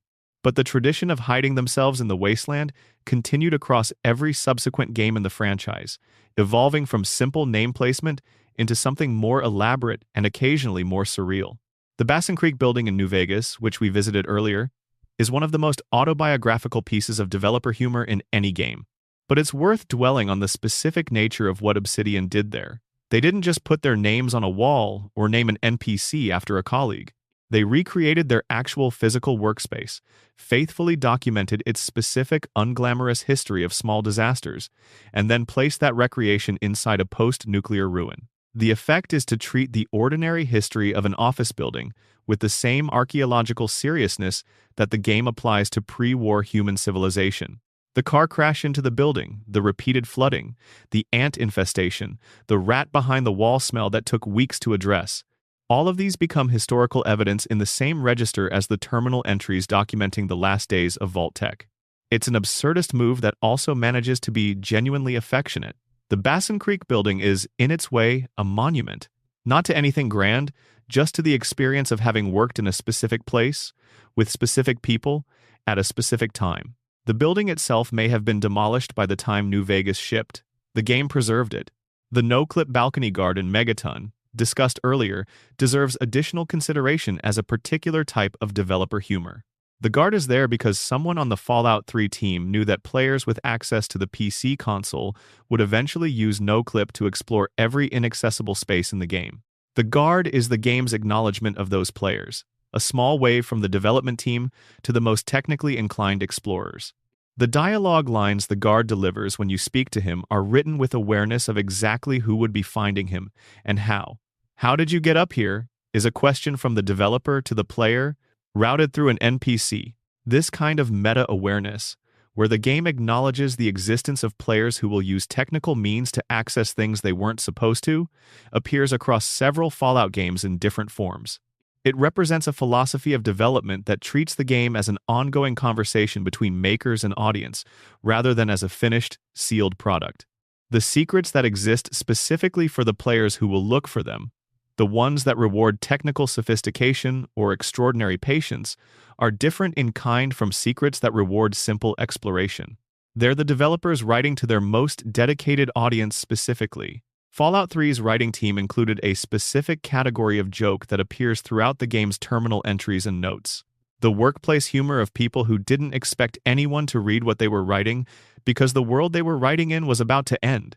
The terminal logs of low-level bureaucrats complaining about photocopier maintenance in the weeks before nuclear war are a specific form of dark comedy that only works if you understand that the person writing, "I've submitted my third request to have the toner replaced," still waiting had no idea that their fourth request would never be written. The bathos is the point. The in-game newspapers and magazines scattered throughout the capital wasteland and the Commonwealth contain, if read carefully, an enormous quantity of pre-war world-building delivered in the specific register of the type of publication they're imitating. The Republic, the main capital wasteland newspaper, reads like a genuine mid-century broadsheet, with political coverage and opinion pieces and classified ads that collectively sketch an entire society. The classified section alone, if you find enough copies and read all of them, tells a fairly detailed story about the economy and culture of pre-war DC. Hubris Comics, an in-game comic book publisher that appears in both Fallout 3 and Fallout 4, produces comics whose covers and content are visible and readable throughout the games. The comic books, including the Grognak the Barbarian series that functions as a skill book in Fallout 4, are crafted with enough internal consistency to suggest an entire publishing history. Grognak is clearly modeled on Conan the Barbarian, with a specific visual idiom and plot structure that pastiches the sword and sorcery genre with obvious affection. The comics exist in the world as functional objects. They increase certain skills when read, but also as cultural artifacts, pieces of entertainment that pre-war people enjoyed, that tell you something about what that society valued and what it found escapist. The developer at Bethesda who designed the Republic of Dave, the tiny satirical nation in Fallout 3's Northeast, clearly enjoyed themselves. The constitution Dave has written for his Republic, findable in the location's terminal, is a magnificently written piece of self-serving political logic, full of provisions that happen to concentrate all meaningful authority in Dave specifically. It's political satire delivered in bureaucratic language, and it's sharpest when it's most deadpan. Dave doesn't describe himself as a dictator. He describes himself as the democratically elected president of a free republic. The election he's described as one in which his wives and children voted, which he considers sufficient for legitimacy. The Fallout 4 settlement system generated a significant body of developer humor in its implementation. The system allows the player to build settlements throughout the Commonwealth, and the building restrictions were determined by an invisible workshop radius that would sometimes exclude areas the player clearly wanted to build in. This prompted the development team to create, as a debug visualization tool, a flickering red indicator light that appears when you're trying to place an object outside the valid area. Players have reported that the light's appearance is so persistent and so obviously deliberate that it feels like a comment from the development team on the ambitions of the players trying to circumvent it. The loading screen tips in Fallout 4 were written with the specific awareness that players would see them repeatedly and contain several that function as quiet self-awareness about the game's own mechanics. Tips that inform the player about features they've been using for hundreds of hours, delivered in the same earnest register as genuinely useful information, become funny precisely because of the context. Did you know that you can store items in workshops? Is useful advice for someone who just started playing. For someone on their 100th hour, it's something else. The Automatron DLC for Fallout 4 includes, in its enemy faction of automated robots, a robot that has been given the name Victor. Victor is a recurring element in the franchise. There's the Securitron Victor in New Vegas, the name on the tombstone in Goodsprings, and now this robot in the DLC. Whether the repeated use of the name across different entries and contexts is intentional homage, coincidence, or a private joke within the development community that never got fully explained is unclear. The pattern is there, though, and for players who've spent enough time with the franchise to notice it, the name has acquired a kind of resonance that individual appearances of it don't fully explain. The game developer practice of naming NPCs after real people creates a specific kind of archaeology. Knowing the names and relationships of the development team allows you to identify portraits hidden in the world, people preserved in fictional form in the places they built. This is true in Fallout as in many other games, and it produces a strange intimacy between the product and its creators that is visible only to the most dedicated fans. The Fallout 2 tombstones are the most explicit version of this, but the practice runs through the franchise in subtler forms, names that appear on storefronts, on nameplates, in terminal log signatures, in dialogue attributions. They're there if you know to look. Number. Section 10. Music, sound, and the atmosphere of ruin. Sound is the thing that gets you. Not the visuals, not the gameplay, not even the writing.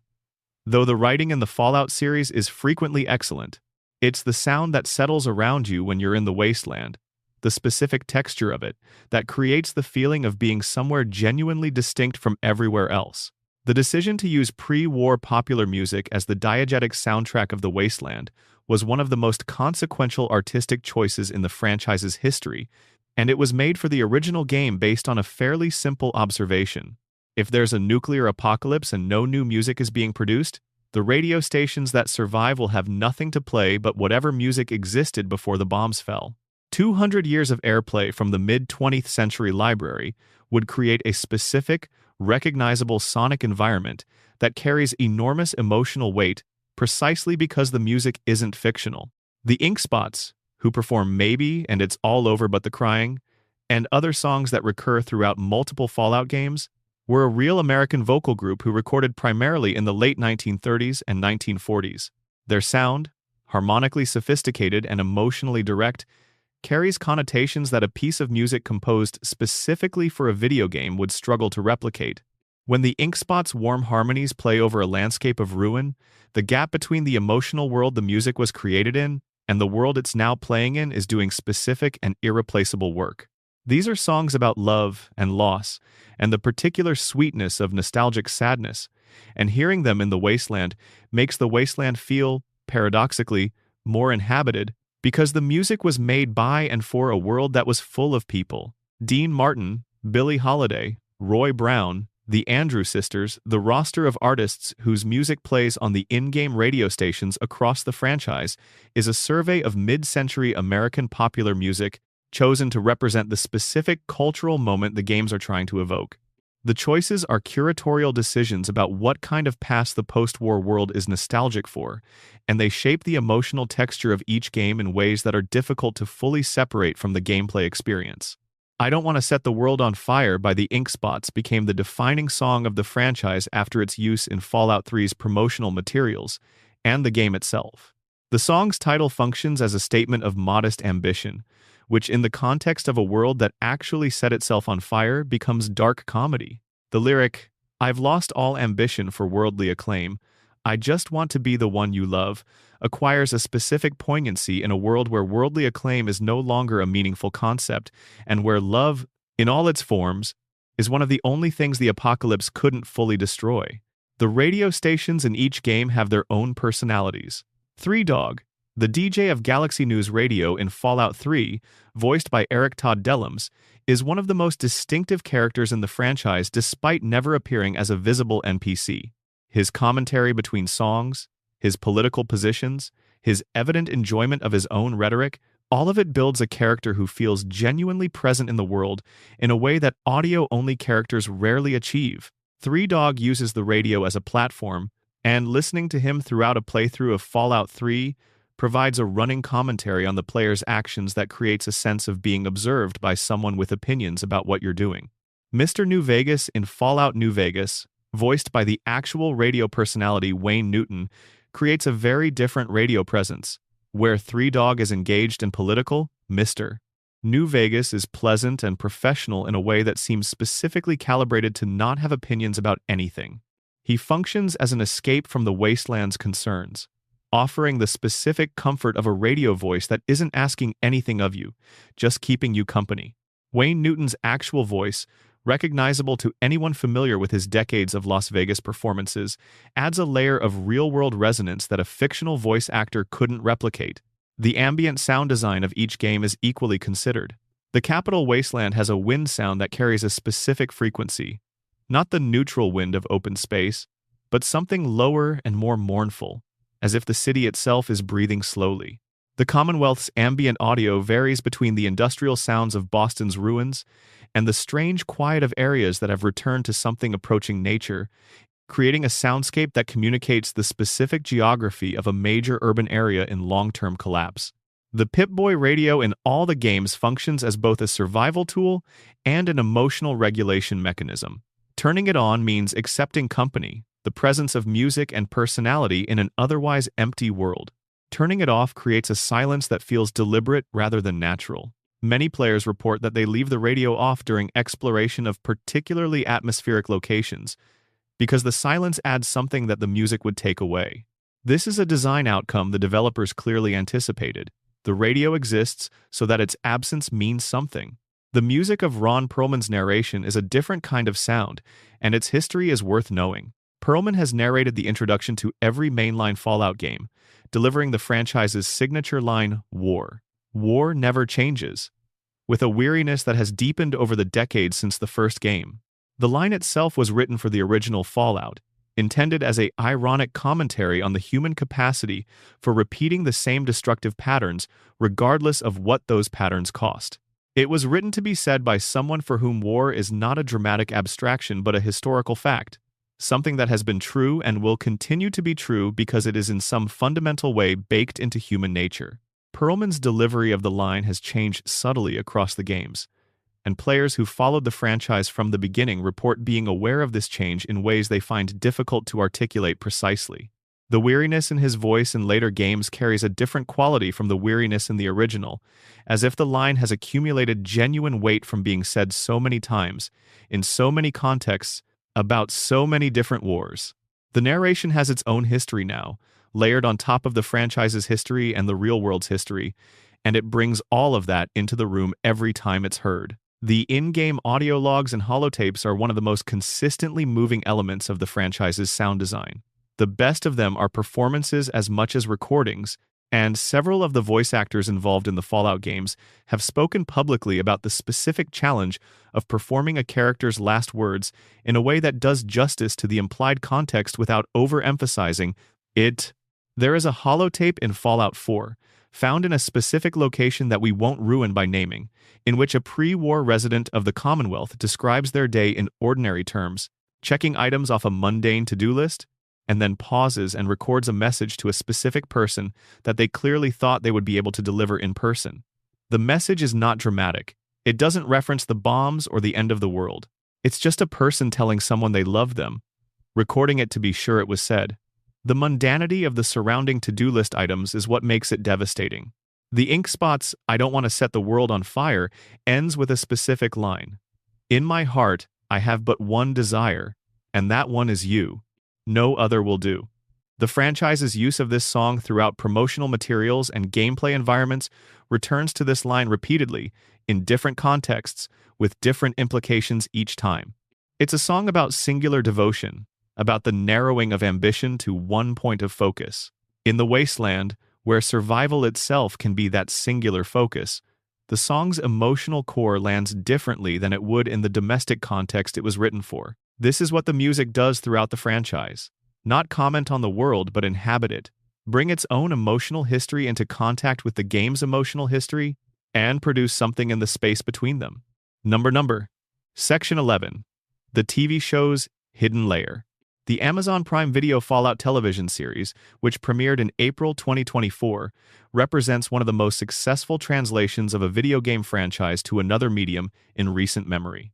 This is partly attributable to the quality of the production itself, but it's also attributable to a level of attention to the source material that goes beyond the cosmetic. The show's showrunners, Jonathan Nolan and Geneva Robertson Dworet, were clearly operating from a deep familiarity with the games, and the result is a show that functions for non-players as an engaging post-apocalyptic drama, and for fans as something closer to a love letter.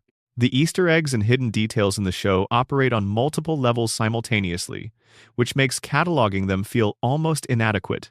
Some are obvious references designed to be caught by anyone who's spent significant time with the games. Some require specific knowledge of individual titles, and some are so deeply embedded in the franchise's lore that only the most dedicated players would recognize them. The hacking minigame that Norm MacLean uses in Episode 7, when he attempts to break into the Vault 33 Overseer's computer, is an exact recreation of the hacking mechanic from the games. The screen, the interface, the specific logic of selecting words from a jumble of characters to determine how many letters match the password.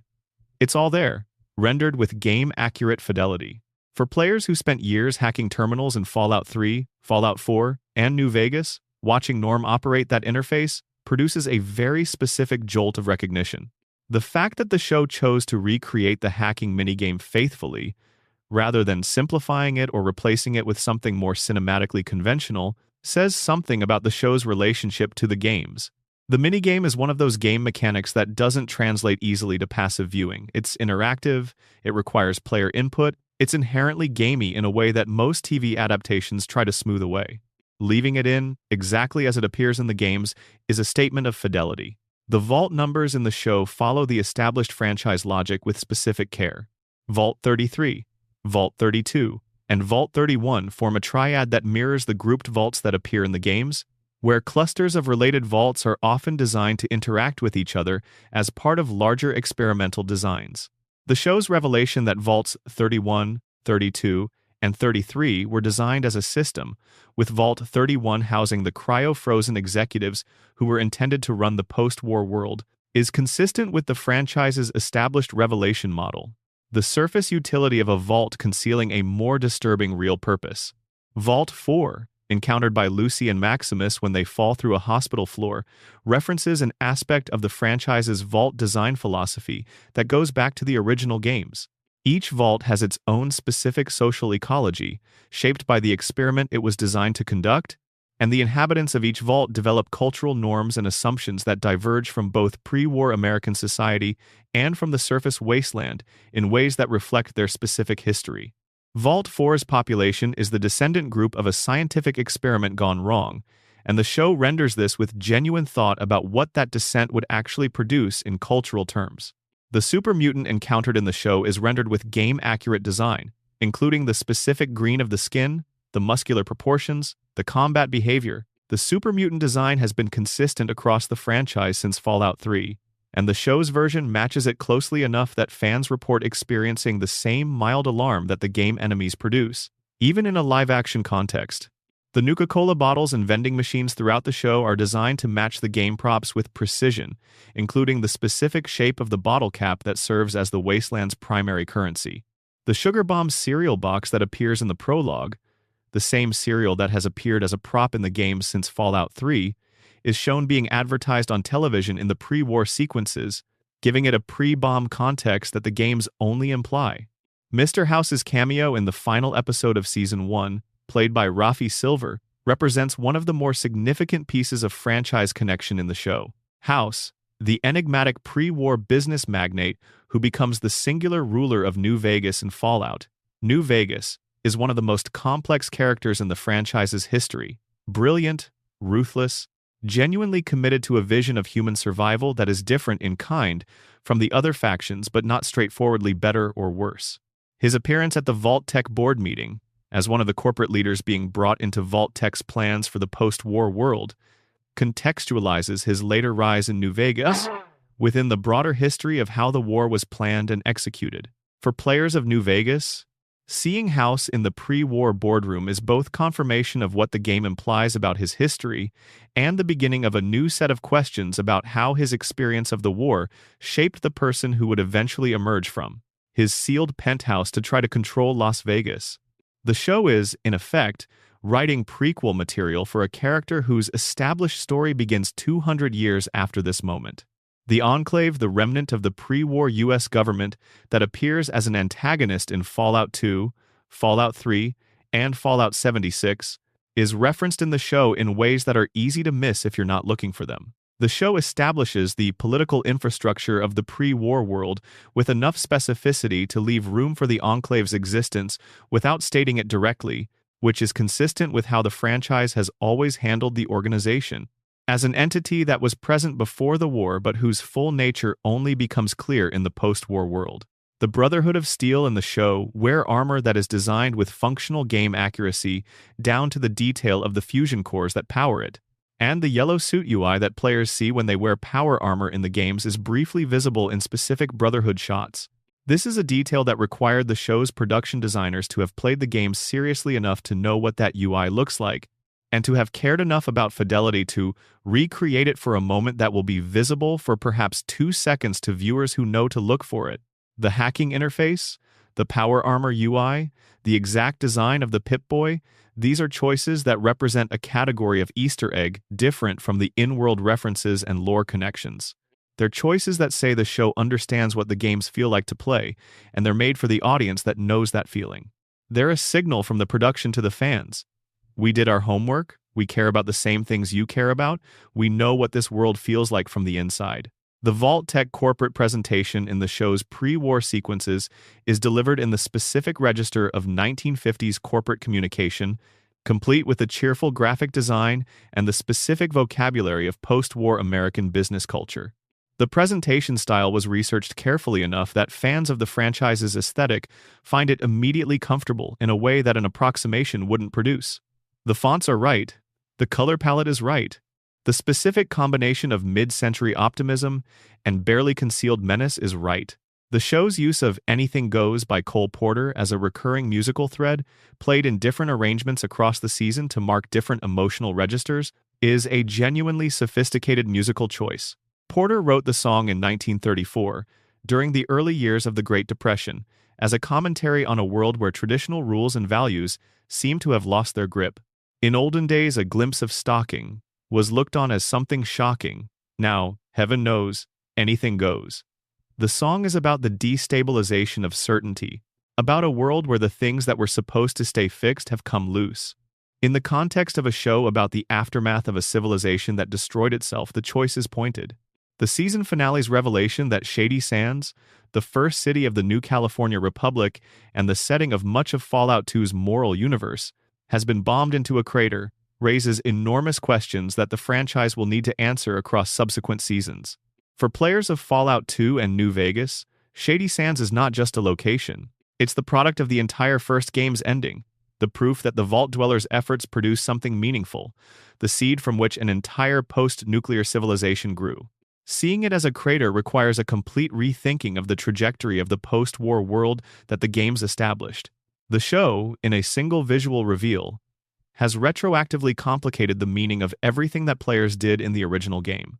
This is the most substantial piece of franchise-altering content the show introduced, and it's delivered as an Easter egg of a kind.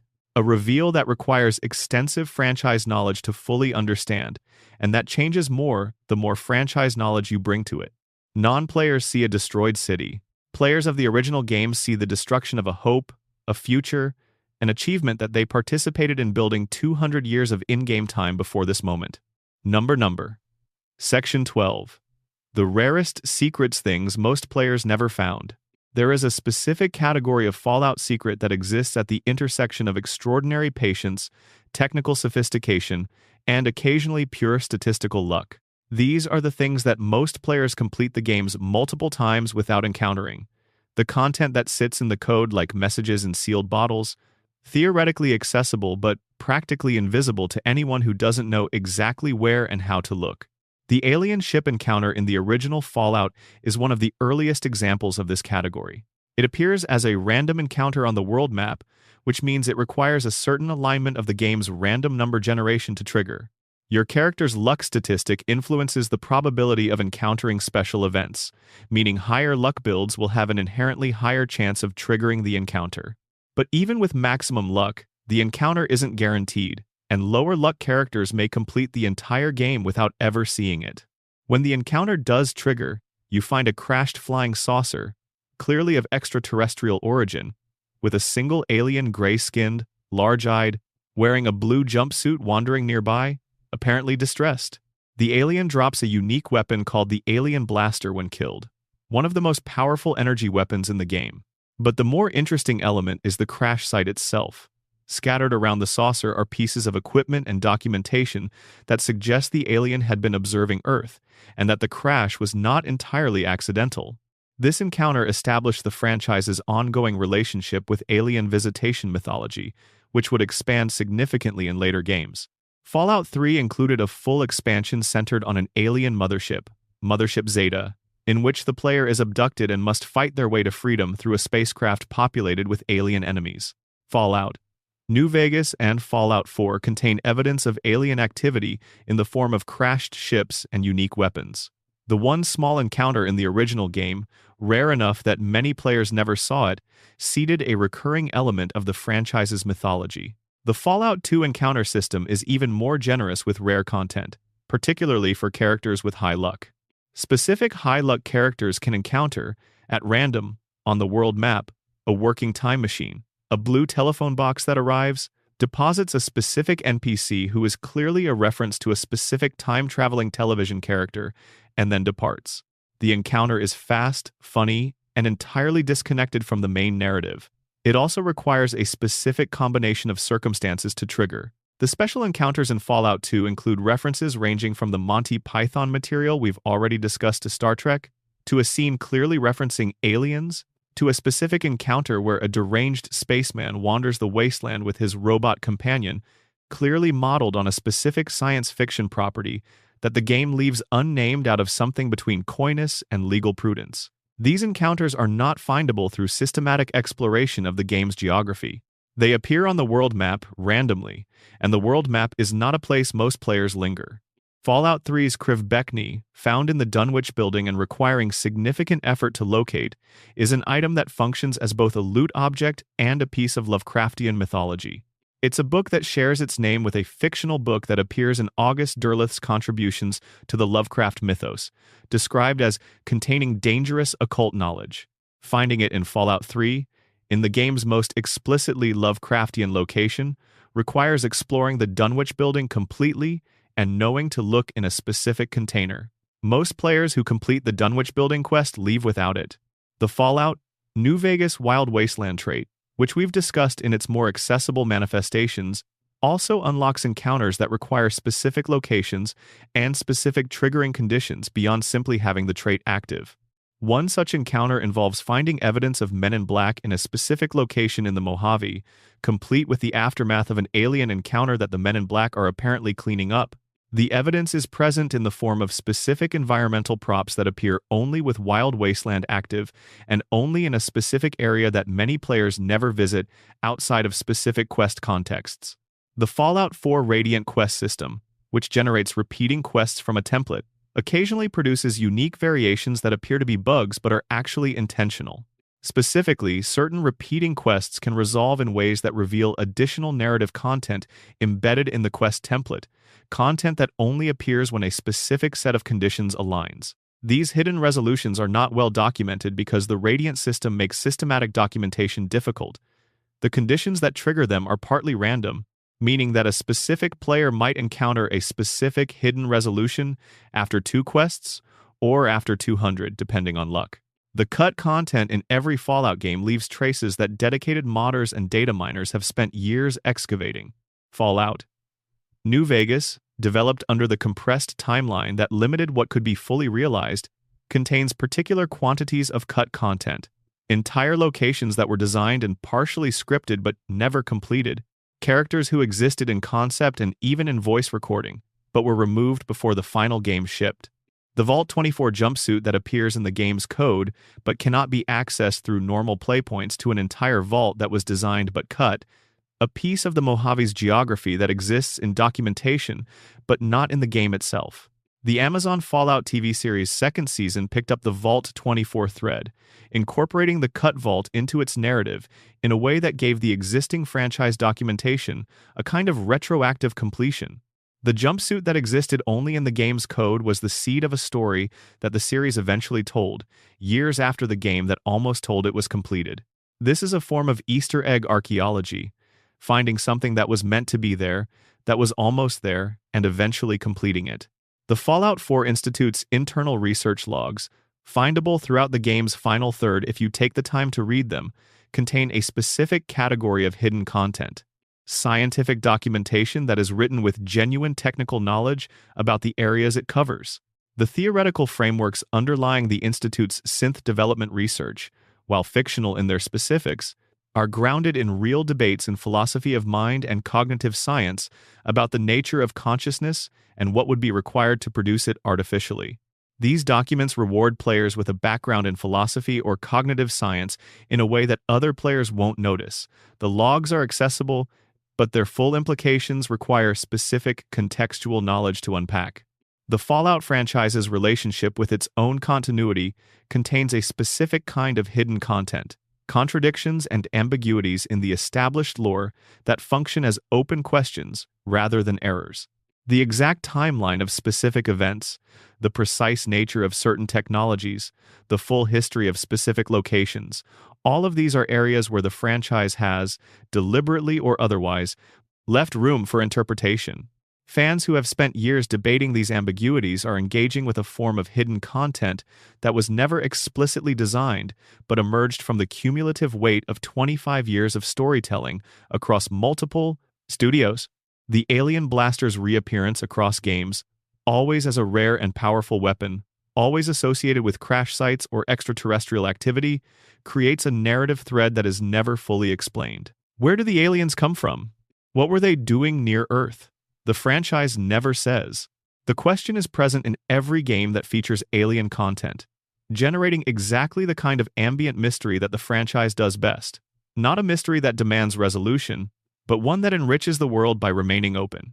The Dunwich horror thread similarly runs from Fallout 3 through Fallout 4, and possibly into Fallout 76 through the Interloper connection, creating a suggestion of something cosmological that exists beneath the surface of the game's post-nuclear mythology. The Dunwich Building, Dunwich Borers, the underwater face at the bottom of the quarry, they're connected, but the nature of the connection is never stated. Something has been in the ground longer than human civilization.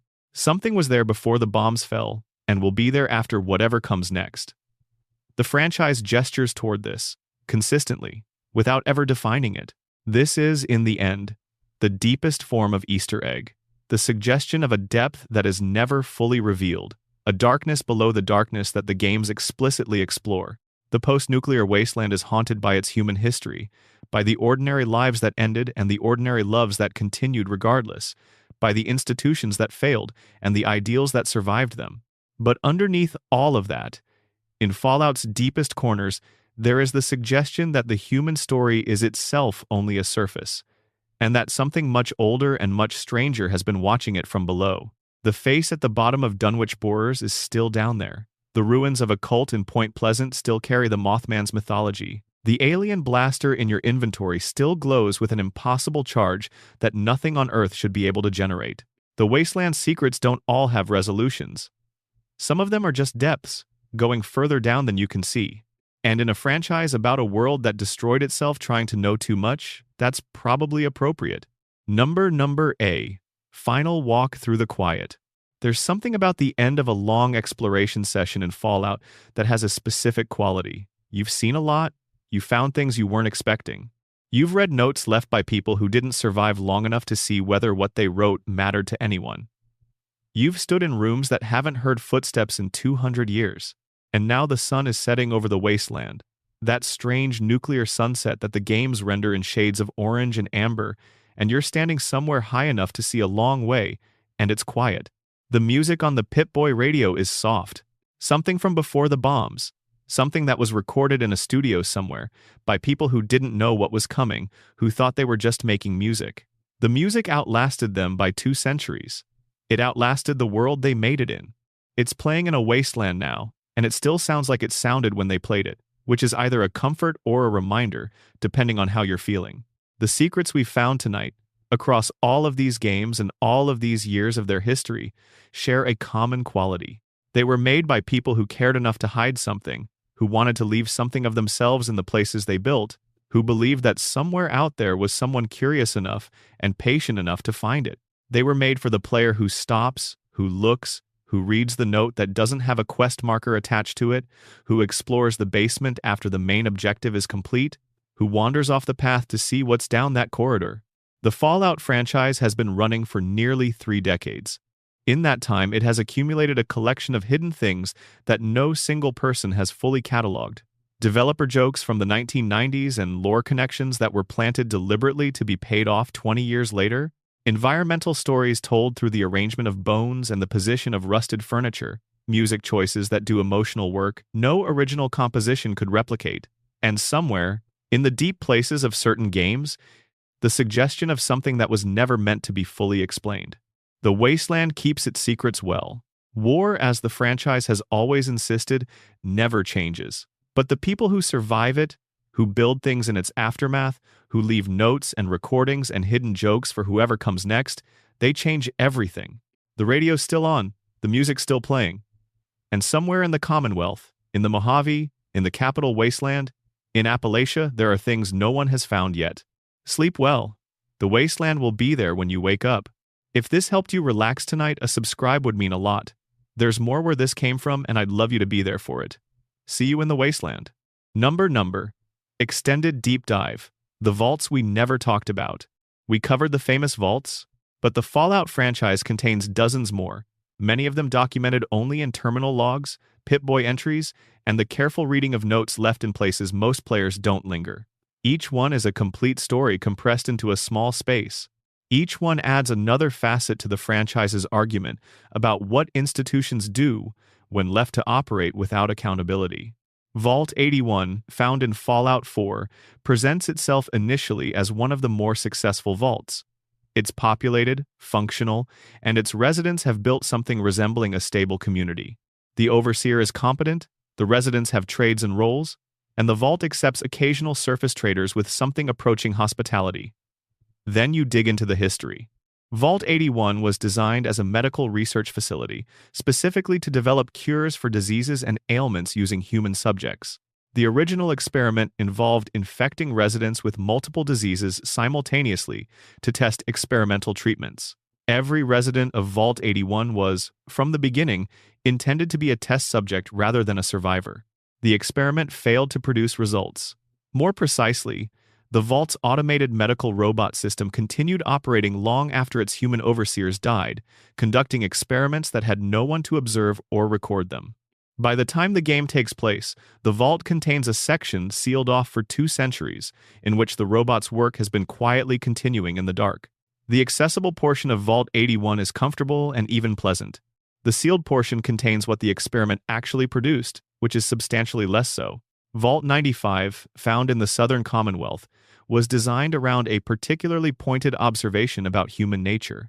The vault was populated with people who had been selected specifically because they were recovering addicts, people who had successfully overcome dependencies, and who had demonstrated the willpower and self-awareness to do so. The vault was then stocked in a sealed room accessible only to Vault Tech operatives but not to the residents, with a supply of the drugs that the residents were recovering from. The experiment was designed to measure how long the residents could maintain their sobriety under the extreme stress conditions of post-nuclear vault life. At some point, exactly as Vault Tech had apparently hoped and planned for, someone found the stash. The vault collapsed in violence, exactly as the experiment's designers had presumably expected. By the time the player arrives, Vault 95 is populated by gunners, a mercenary faction who have moved into the ruins. The experiment's outcome is visible in the debris and the terminal logs, and what it reveals about Vault Tech's philosophy is that the company wasn't trying to understand human resilience. They were trying to prove that it would fail. Vault 94, referenced in Fallout 76's Vault Raids content, was designed as a completely opposite kind of experiment. It was populated with members of a pacifist religious community who had renounced violence entirely, and it was connected to the outside world through an air filtration system that was designed to allow the vault's residents to reclaim and clean contaminated surface soil. The vault dwellers were intended to be missionaries of a kind, healing the surface world through carefully managed agricultural programs. What happened instead, when a group of heavily armed raiders discovered the vault and its pacifist population, was swift and complete. The experiment of whether pacifist communities could thrive in the post-war world was answered in the way Vault Tech's experiments tended to be answered, with terminal documentation of what went wrong rather than guidance for what could have been done differently. Vault 96, also in Appalachia, was a cryogenic storage facility for animal specimens rather than humans, intended to repopulate the surface world with wildlife after the radiation levels decreased. The vault contained a genetic preservation library representing hundreds of species, maintained in cryogenic stasis, ready to be awakened when the surface was safe. The humans who staffed the vault were specifically selected for their expertise in animal biology and preservation, and they were intended to be the stewards of a biological Noah's Ark. The Vault 96 content in Fallout 76 reveals that the preservation project was successful in ways that Vault Tech may not have anticipated. The animal specimens were eventually released, but the specific conditions of Appalachia's post-war environment had already produced its own mutated ecosystem, and the vault's specimens, genetically unmodified by generations of radiation exposure, interacted with the existing wasteland wildlife in complex ways. The concept of pure versus mutated biology in the Fallout universe gets an interesting treatment here. Vault Tech's preserved specimens are, in the wasteland's terms, the anomalous ones. Vault 63 and its surrounding mystery in Fallout 76 is one of the game's more elaborate, unrevealed secrets. The vault exists in the game's map, its door is visible, but it is sealed in ways that the normal game content doesn't provide the means to open. Data mining of the game's files has revealed that Vault 63 has extensive planned content associated with it, but as of the present, the vault remains inaccessible. What it contains, what its experiment was, and what happened to its residents are questions the game has posed without answering, leaving them as ambient mystery in the map's geography. This is a specific and somewhat unusual design choice. A location that is present, visible, and demonstrably real within the game world, but which has been deliberately sealed against access. It functions as a promise. Something is there. The content of that something is being withheld, either because it's planned for future updates or because the mystery itself serves a purpose. Either way, Vault 63 sits in the Appalachian map as a door that won't open, accumulating speculation with every passing season. Number. The technology of the wasteland. Hidden depth in familiar objects. The Pip-Boy, the wrist-mounted computer device that serves as the player's interface for inventory management and map navigation across multiple Fallout games, is one of the franchise's most recognizable visual elements. Its design has been refined across games but remains consistent in its fundamental aesthetic. Chunky, analog-looking despite its obvious computational capability, styled like 1950s, science fiction's idea of what a computer would eventually look like. The Pip-Boy's design history is worth exploring. In the original isometric games, the Pip-Boy was smaller in visual terms, a menu system more than an object. Fallout 3's shift to first-person perspective made the Pip-Boy the literal lens through which the player interacts with the world's data, and Bethesda designed it accordingly. The device on the player character's wrist became a fully realized physical object, visible in the game world at all times, and its interface was redesigned to match. The green screen display, the chunky buttons, the cartoonish Vault Boy iconography, all of it became physical and present in a way it hadn't been before. In Fallout 4, Bethesda made a Pip-Boy available as a physical product, a real-world companion device for mobile phones that replicated the in-game aesthetics with the phone's screen serving as the Pip-Boy's display. The product was functional. It could run the Pip-Boy app and display the same information shown in the game. It was also heavy, uncomfortable, and not very ergonomically designed, which was arguably appropriate for a device whose in-universe counterpart is surgically attached to its owner's wrist. The Vault Boy himself, the cartoon mascot whose thumbs-up pose appears throughout the franchise's interface and collectibles, has a design history that contains a specific Easter egg about the franchise's origins. The original Vault Boy design was created for the first Fallout and was intended to evoke the aesthetic of post-war American safety and informational graphics, the cheerful illustrated figures that populated government pamphlets and workplace safety documentation throughout the 1950s. His persistent thumbs-up is, in that context, a performance of optimism about conditions that don't deserve optimism, which is the franchise's entire aesthetic argument in one gesture. The Vault Boy's thumbs up is specifically a reference to a practice from nuclear testing. When workers in proximity to nuclear tests wanted to estimate the blast intensity of a detonation, they would hold their thumb up at arm's length and sight along it to the explosion. If the thumb covered the fireball, you were at a safe distance. If it didn't, you needed to move. The Vault Boy's signature pose is therefore not generically optimistic. It's specifically, technically optimistic about nuclear explosions. He's checking whether the bomb is the right size. The bobblehead collectibles that appear throughout Fallout 3 and Fallout 4, each one increasing a specific speckle stat or skill, are designed to mimic real-world promotional bobblehead toys with the Vault Boy's likeness.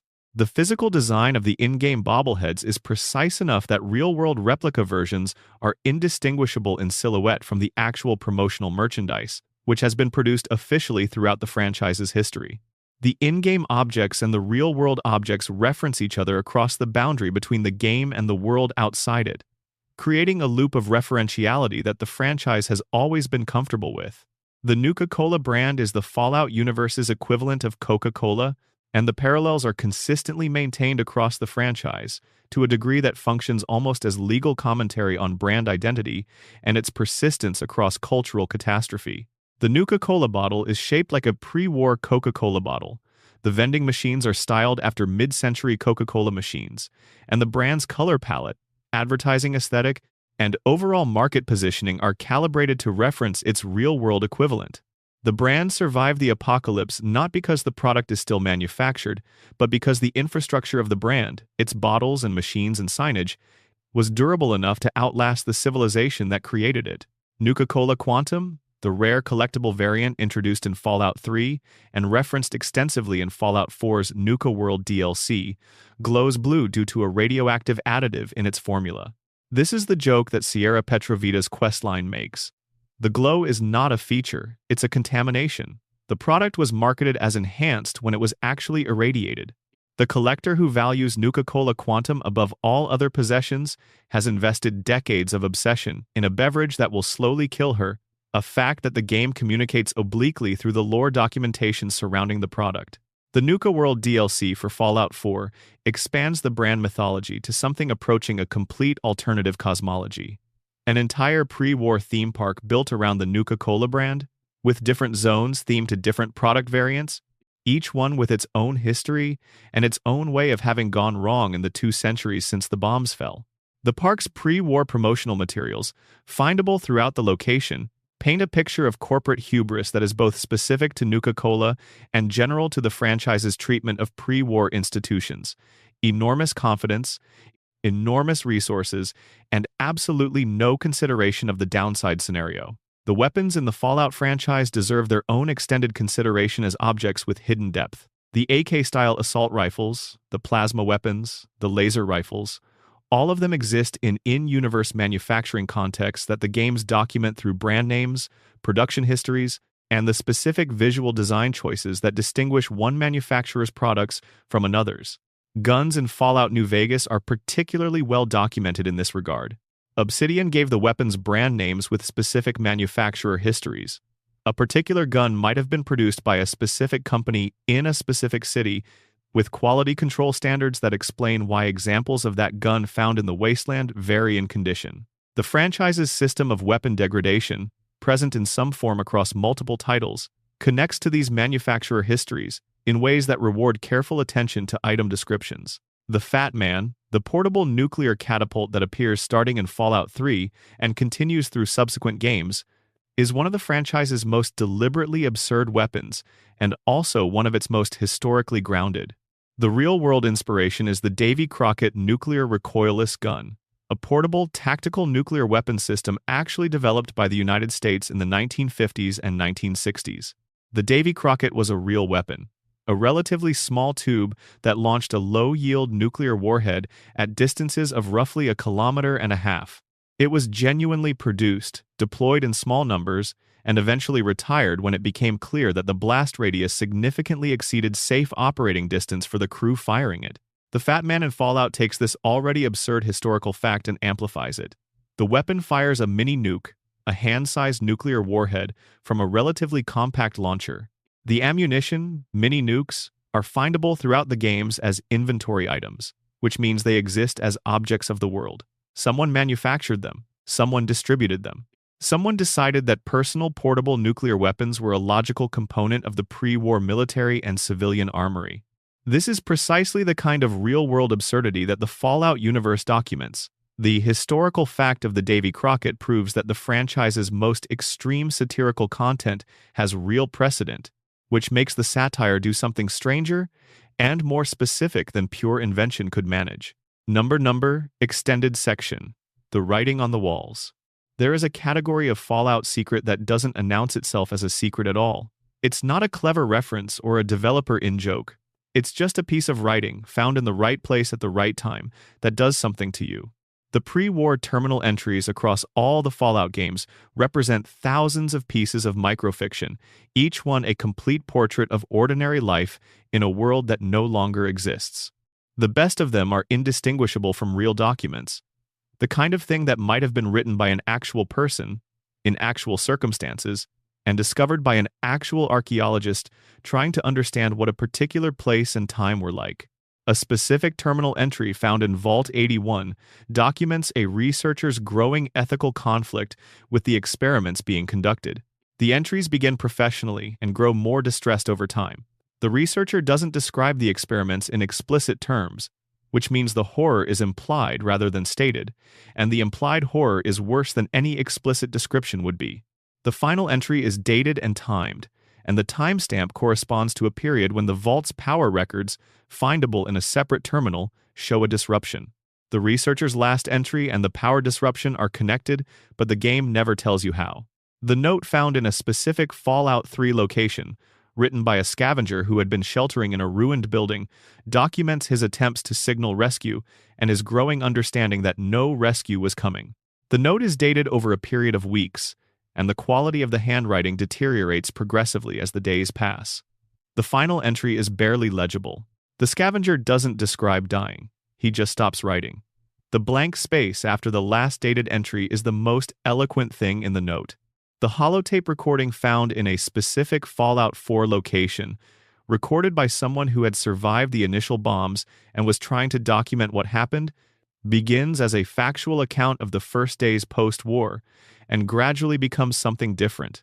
The speaker starts addressing specific people who are apparently not present, trying to tell them things they need to know, before stopping and acknowledging that the people they're addressing are gone. The holotape then continues as a performance for no one, a recording made to fill the silence rather than to communicate anything. These aren't exactly Easter eggs in the conventional sense. They're not hidden references or developer in-jokes, but they're secrets of a different kind. The secret of what it would actually feel like to be in that world, conveyed through fragments small enough that the game trusts you to complete them. The Fallout franchise at its best is a machine for generating this kind of empathy at distance. The empathy of a future archaeologist piecing together a past from what it left behind. The graffiti throughout the games tells its own running story. In Fallout 3, the Capital Wasteland's ruins carry messages that range from gang territorial markings to desperate pleas to strange philosophical declarations that seem to have no audience except whoever might eventually wander past. "Please help us," written on a wall that leads nowhere. A faction symbol whose meaning has been lost. A child's name, and below it, in a different hand, a date.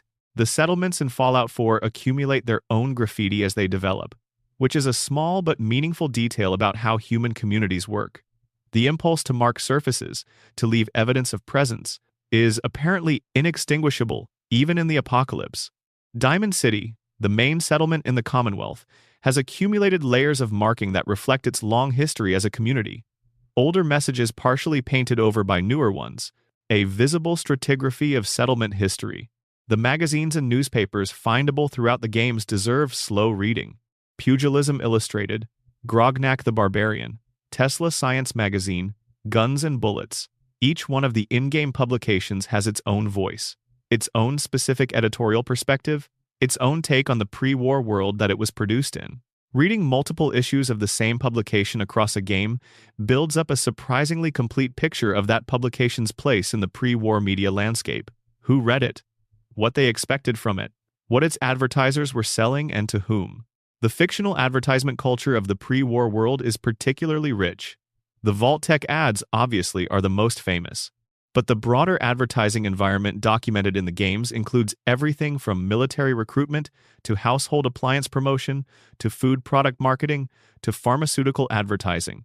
Each category of advertising tells you something about the culture that produced it, and the specific combination of products being advertised in any given location tells you something about who was supposed to be looking at those particular walls. The Hubris Comics issues findable in Fallout 4 are readable as complete comics, front covers, interior pages, text, and art, all of which was designed by the game's art team with enough internal consistency to function as actual comics rather than prop approximations of them. Someone at Bethesda wrote Grognak the Barbarian stories. Someone illustrated them. Someone designed the layouts and the typography and the cover format. The result is a functional comic book that exists inside a game as a collectible, and which rewards sustained reading in ways that most in-game books don't. The Fallout franchise's relationship with books is interesting in its own right. The games are populated with real book titles used as item names and occasional readable texts, but the in-game books that are actually readable are mostly created specifically for the games, rather than reproductions of real texts. The exceptions, where real literary texts are referenced or quoted, tend to be the Easter eggs we've already discussed. The Orwell quote in Vault 92, the Poe reference in The Castle, the Lovecraft connections running through the Dunwich locations. But there are also cases where the games reference real books through the survival skills they represent. In Fallout 3 and New Vegas, finding and reading skill books improve specific capabilities, and the books that improve lockpicking are different from the books that improve medicine, which are different from the books that improve combat skills. The selection of books associated with specific skills implies a specific theory of education and practical knowledge, and reading enough of the lore documentation reveals that the pre-war world had a strong culture of practical self-improvement literature that survived the bombs in ways that suggest it was valued. Number. The long game. Connections across the franchise. One of the quieter pleasures of following the Fallout franchise across its full history is noticing the connections that the developers have maintained across decades and multiple studios. Some of these are obvious: the Vault-Tec branding, the Brotherhood of Steel, the super mutant design, but others are subtler, reference points that only become visible when you've spent enough time with the franchise to recognize them. The Sunset Sarsaparilla brand in New Vegas, the regional soft drink that serves as a quest hub for one of the game's more elaborate optional narratives, establishes itself as a Mojave-specific alternative to Nuka-Cola before revealing that its Blue Star bottle caps are associated with a specific and somewhat dark piece of pre-war commercial mythology. The Sunset Sarsaparilla mystery, which involves collecting and redeeming a specific variety of bottle cap across the entire Mojave, is one of the most elaborate optional quests in New Vegas, and one that the game gives you almost no information about until you've already invested considerable time in it. The resolution of the Sunset Sarsaparilla quest is deliberately underwhelming in a way that comments on the collector impulse. The treasure turns out to be significantly less valuable than the effort required to find it, and the person who directed you toward it has been dead for years, his treasure fantasy outlasting him. It's a gentle comment on the futility of hoarding in a world built on resource scarcity, delivered through the mechanism of a treasure hunt that doesn't pan out. The Enclave's history across the franchise spans from its implicit origins in the pre-war government through its post-war campaigns in Fallout 2, its reduced but still dangerous presence in Fallout 3, and its references and remnants in subsequent games. Following the Enclave's trajectory across the games is one of the franchise's more sustained pieces of cross-game storytelling. An organization with a specific ideology, founded on specific premises about American identity and the right to survive, encountering the consequences of those premises across multiple iterations and multiple defeat. The New California Republic, which begins as the nascent result of the first game's positive ending, grows through Fallout 2 into a functioning if imperfect nation, and appears in New Vegas as the dominant regional power in the Mojave, represents the franchise's most sustained examination of the problems of democratic governance in post-apocalyptic conditions. The NCR is not villainous, it's well-intentioned. It's also bloated, corrupt in the ways that bureaucracies become corrupt, stretched thin across territory it can't effectively govern, and increasingly willing to compromise its principles for the sake of immediate resources. Following the NCR's evolution across games that span decades of in-universe history, from Shady Sands to the New Vegas campaigns to the devastating revelation in the TV series that the NCR's capital has been bombed, is an exercise in political tragedy conducted across multiple installments of a video game franchise. No individual game tells this whole story.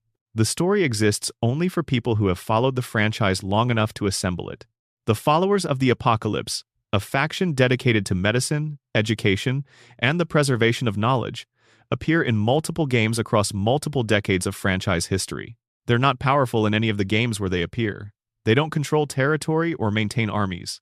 They operate clinics and libraries in places that can sustain them, and they send members out into the wasteland to provide medical care and education. In a franchise whose major factions are typically defined by military or political power, the Followers' commitment to soft power and cultural preservation is a quiet argument about what actually survives catastrophe and what might be needed for recovery. Finding references to the Followers across multiple games, recognizing their iconography and their philosophy persisting across the decades, is one of the rewards of franchise loyalty. They're not a secret, but they're easy to overlook in games where more dramatic factions make more noise. Paying attention to them across multiple entries reveals a through line of the franchise's optimism, the belief that knowledge and care are durable in ways that armies and governments aren't. The history of the super mutants, which begins with the Master's army in the original Fallout and branches into multiple distinct lineages across subsequent games, is one of the franchise's more complex pieces of long-form world-building. The Capital Wasteland's super mutants, derived from Vault 87's FEV experiment, are distinct from the West Coast super mutants, who trace their origins to the Master's program. The Nightkin, the stealth-capable super mutant variants who appear in New Vegas, develop their distinctive characteristics and psychological problems from a specific history with stealth boys that the game documents through their behavior and their dialogue. Behemoths, the enormous super mutant variants that appear in Fallout 3 and 4, represent the extreme end of FEV transformation. Following these lineages across games requires both careful attention and the willingness to read lore documentation that isn't directly presented. The super mutant standing in front of you might be the descendant of the same FEV program that produced the original Fallout's master villain, or might be entirely unrelated to that history, and the distinction matters for understanding what you're actually looking at. The Brotherhood of Steel's schisms and regional variations across the franchise represent a similar kind of long-form complexity. The original Brotherhood of California, encountered in the first two games, is a secretive and insular organization primarily concerned with technology collection and preservation. The Capital Wasteland chapter led by Elder Lyons, encountered in Fallout 3, has diverged dramatically from this original mission under Lyons' leadership, actively engaging with the Wasteland's humanitarian problems rather than pursuing pure technology isolation. The Mojave chapter, hiding in their bunker in New Vegas, represents a third variation, orthodoxy maintained in the face of overwhelming external pressure, with results that raise questions about whether doctrinal purity and survival are compatible. Fallout 4 introduces yet another Brotherhood variation through the arrival of Elder Maxon's airship from the east, a chapter that has combined Lyons' willingness to engage with the world with a new and less benign agenda around the treatment of synths and ghouls. The Brotherhood that arrives in the Commonwealth is larger, more powerful, and more morally troubling than any of its predecessors, and its internal politics, revealed through the logs and conversations of its members, show an organization that has been shaped by the specific experiences of its leadership in ways that have moved it towards something that its founders might not recognize. None of this is secret in the obvious sense. It's all accessible to players who engage with the games. But following these institutional evolutions across multiple installments, recognizing the through lines and the ruptures, understanding what changed and why, requires a kind of attentive engagement that most entertainment doesn't ask for. The franchise trusts its most dedicated players to do this work and rewards them with a coherent, morally complex portrait of how institutions change over time. Number A. Personal note on the Wasteland. The Fallout franchise has been a part of many people's lives in ways that are difficult to explain to those who haven't experienced it. These are games that take hundreds of hours. They're games that people return to years after completing them. They're games in which specific moments, a piece of music playing at the right time, a note found in the right context, a view from a high place over a ruined landscape at sunset, stay with players in ways that very few other pieces of entertainment manage. Part of the explanation is the scale. Games this large inevitably contain more emotional material than smaller experiences, and the law of large numbers ensures that a fraction of that material will land exactly right for each individual player at the specific moment they encounter it. But that's not the whole explanation. Other games are equally large without producing the same attachment. The Fallout franchise produces attachment because of how it handles the past. The games are, at their foundation, about what happens to the things people leave behind. The buildings outlast the people who built them. The music outlasts the world that made it. The notes left on terminals outlast the hands that wrote them. And the secrets, the hidden things that the developers built into these spaces, outlast the moment of discovery and continue to reward attention years after they were first found. Walking through the wasteland slowly is an exercise in sitting with the past. The past is everywhere in those landscapes, present in every rusted sign and every broken window and every skeleton and every half-read terminal entry. The franchise asks you to inhabit a world that is saturated with history and to move through it at whatever pace you need to understand what you're standing in. That's a rare thing in any medium, and it produces, in its best moments, something that feels less like entertainment and more like a certain kind of meditation. The meditation of a person standing in a very old place, listening to what the silence contains. The wasteland is quiet now. The music on the radio is something from before the bombs. Something about love or longing or the particular sweetness of ordinary things that only becomes visible when they're gone. And somewhere in the darkness beneath Dunwich borers, something that has been there much longer than any of us is quietly waiting. Sleep well. Number. The radio hosts, voices in the dark. The radio stations of the Fallout franchise function as something more than background sound. They're an emotional infrastructure. In a world where other people are either threats, quest givers, or corpses, the radio voice represents a form of company that is available at will, judgment-free, requiring nothing in return. Three Dog, as already mentioned, is the most complex of these voices. But what's worth examining is the specific mechanics of how Three Dog works as a character. He comments on the player's actions. He celebrates major victories. He mourns setbacks. He has opinions about factions and events that are delivered in the colorful, self-consciously dramatic register of a personality DJ who knows his voice is the only media production in the capital wasteland. The details of Three Dog's commentary system in Fallout 3 reveal considerable care in their design. He doesn't just respond to major story beats. He responds to the completion of specific side quests, to moral choices the player makes, to events in particular locations. His commentary is tied to the game's reputation system, so his take on the player character shifts as that character's track record evolves.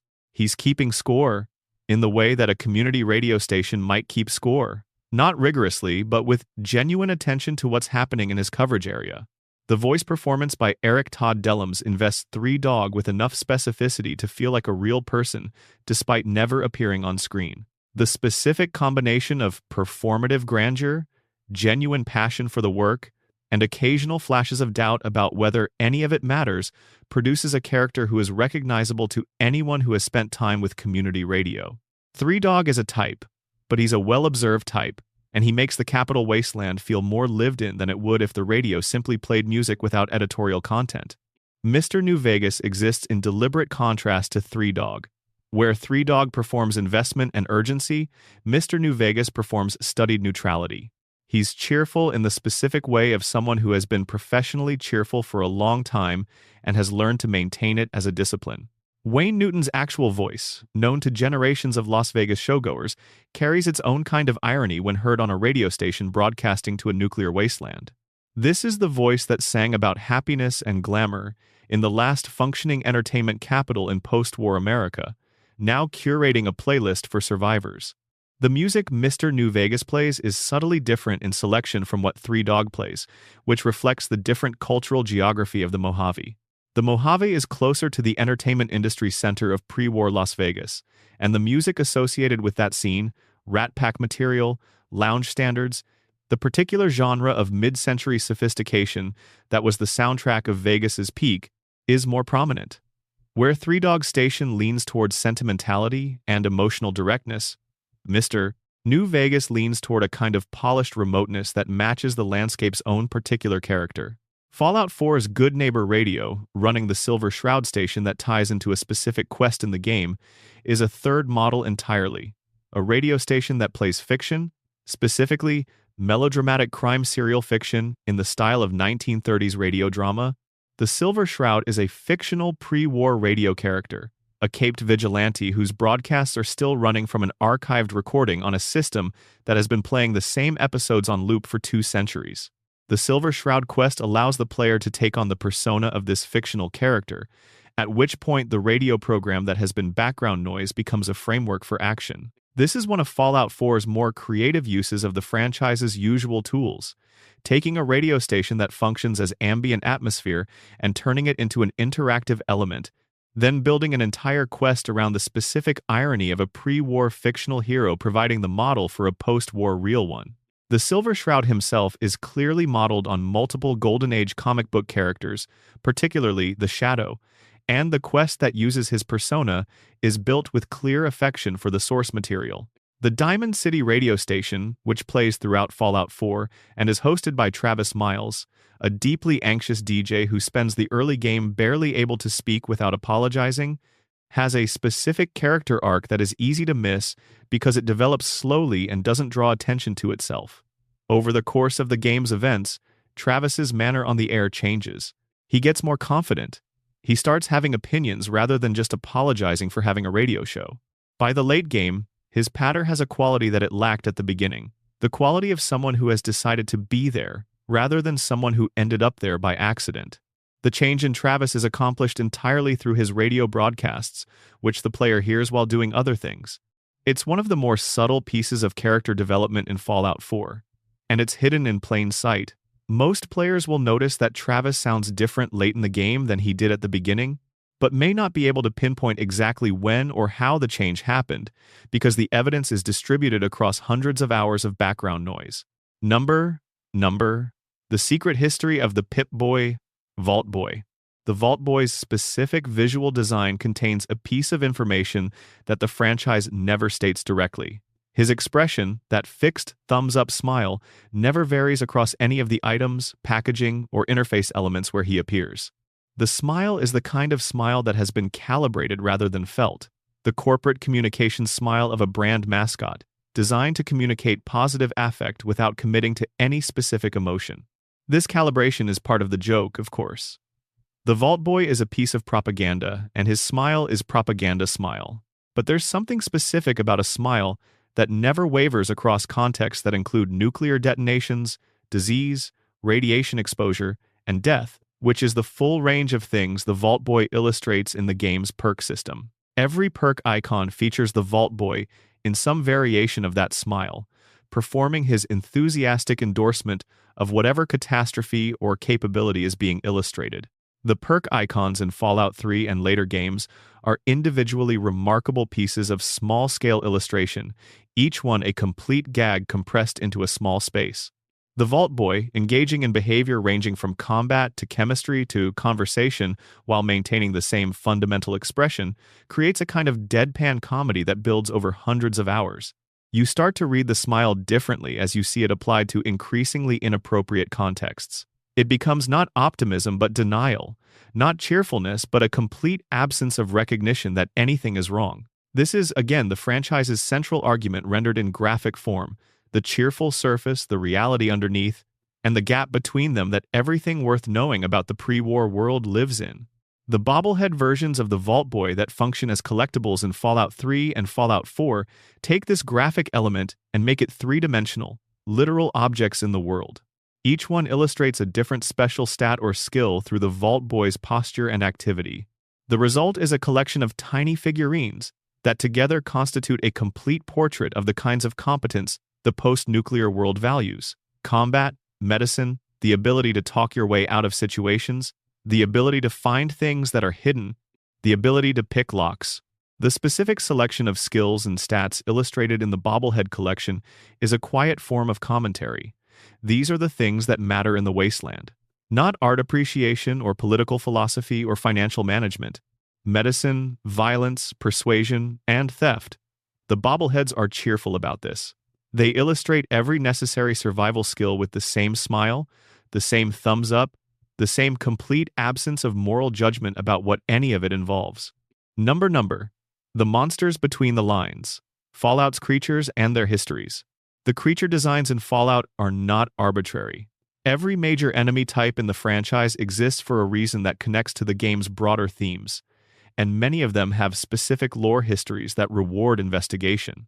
The Deathclaw is perhaps the franchise's most iconic enemy, a large bipedal creature with powerful claws that is consistently among the most dangerous things in any area where it appears.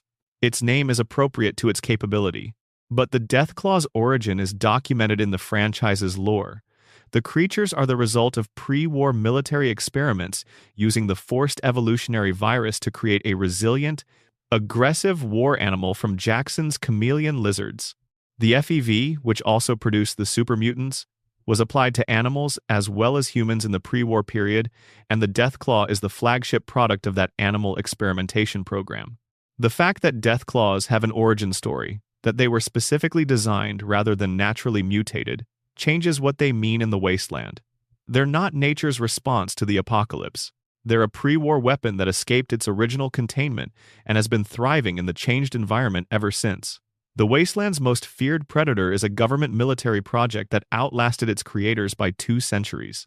The Rad Scorpion, another early game enemy in multiple Fallout titles, is the descendant of the Emperor Scorpion, a species of large scorpion native to the American Southwest. The radiation of the post-war environment enlarged them significantly. They're not designed monsters. They're a naturally occurring result of the changed world, scaled-up versions of something that already existed, which makes them in some ways more straightforward to understand than the designed monsters, and in some ways more unsettling. This is what the natural world does when you irradiate it. The Mirelurks in Fallout 3 and 4 are the result of radiation exposure affecting the local crab and lobster population of what was once the Chesapeake Bay region. Their design suggests crustacean ancestry while incorporating the humanoid proportions that make enemies threatening in a first-person context, and the different variants, Mirelurk, Mirelurk Hunter, Mirelurk King, represent different evolutionary pressures on the same basic stock. The kings, with their significantly different body plan, are descended from snapping turtles rather than crustaceans, which adds a specific piece of biological detail that the game provides through Codsworth's ambient commentary in specific locations. The Brahmin, the two-headed cattle that serve as the primary livestock animal of the wasteland and as draft animals for caravans throughout the franchise, are among the gentler products of radiation exposure. Their dual heads and simplified digestive systems make them more efficient foragers than their pre-war ancestors, which explains their success in a post-nuclear agricultural context. The Brahmin are not dangerous. They're useful, stubborn, and occasionally comical.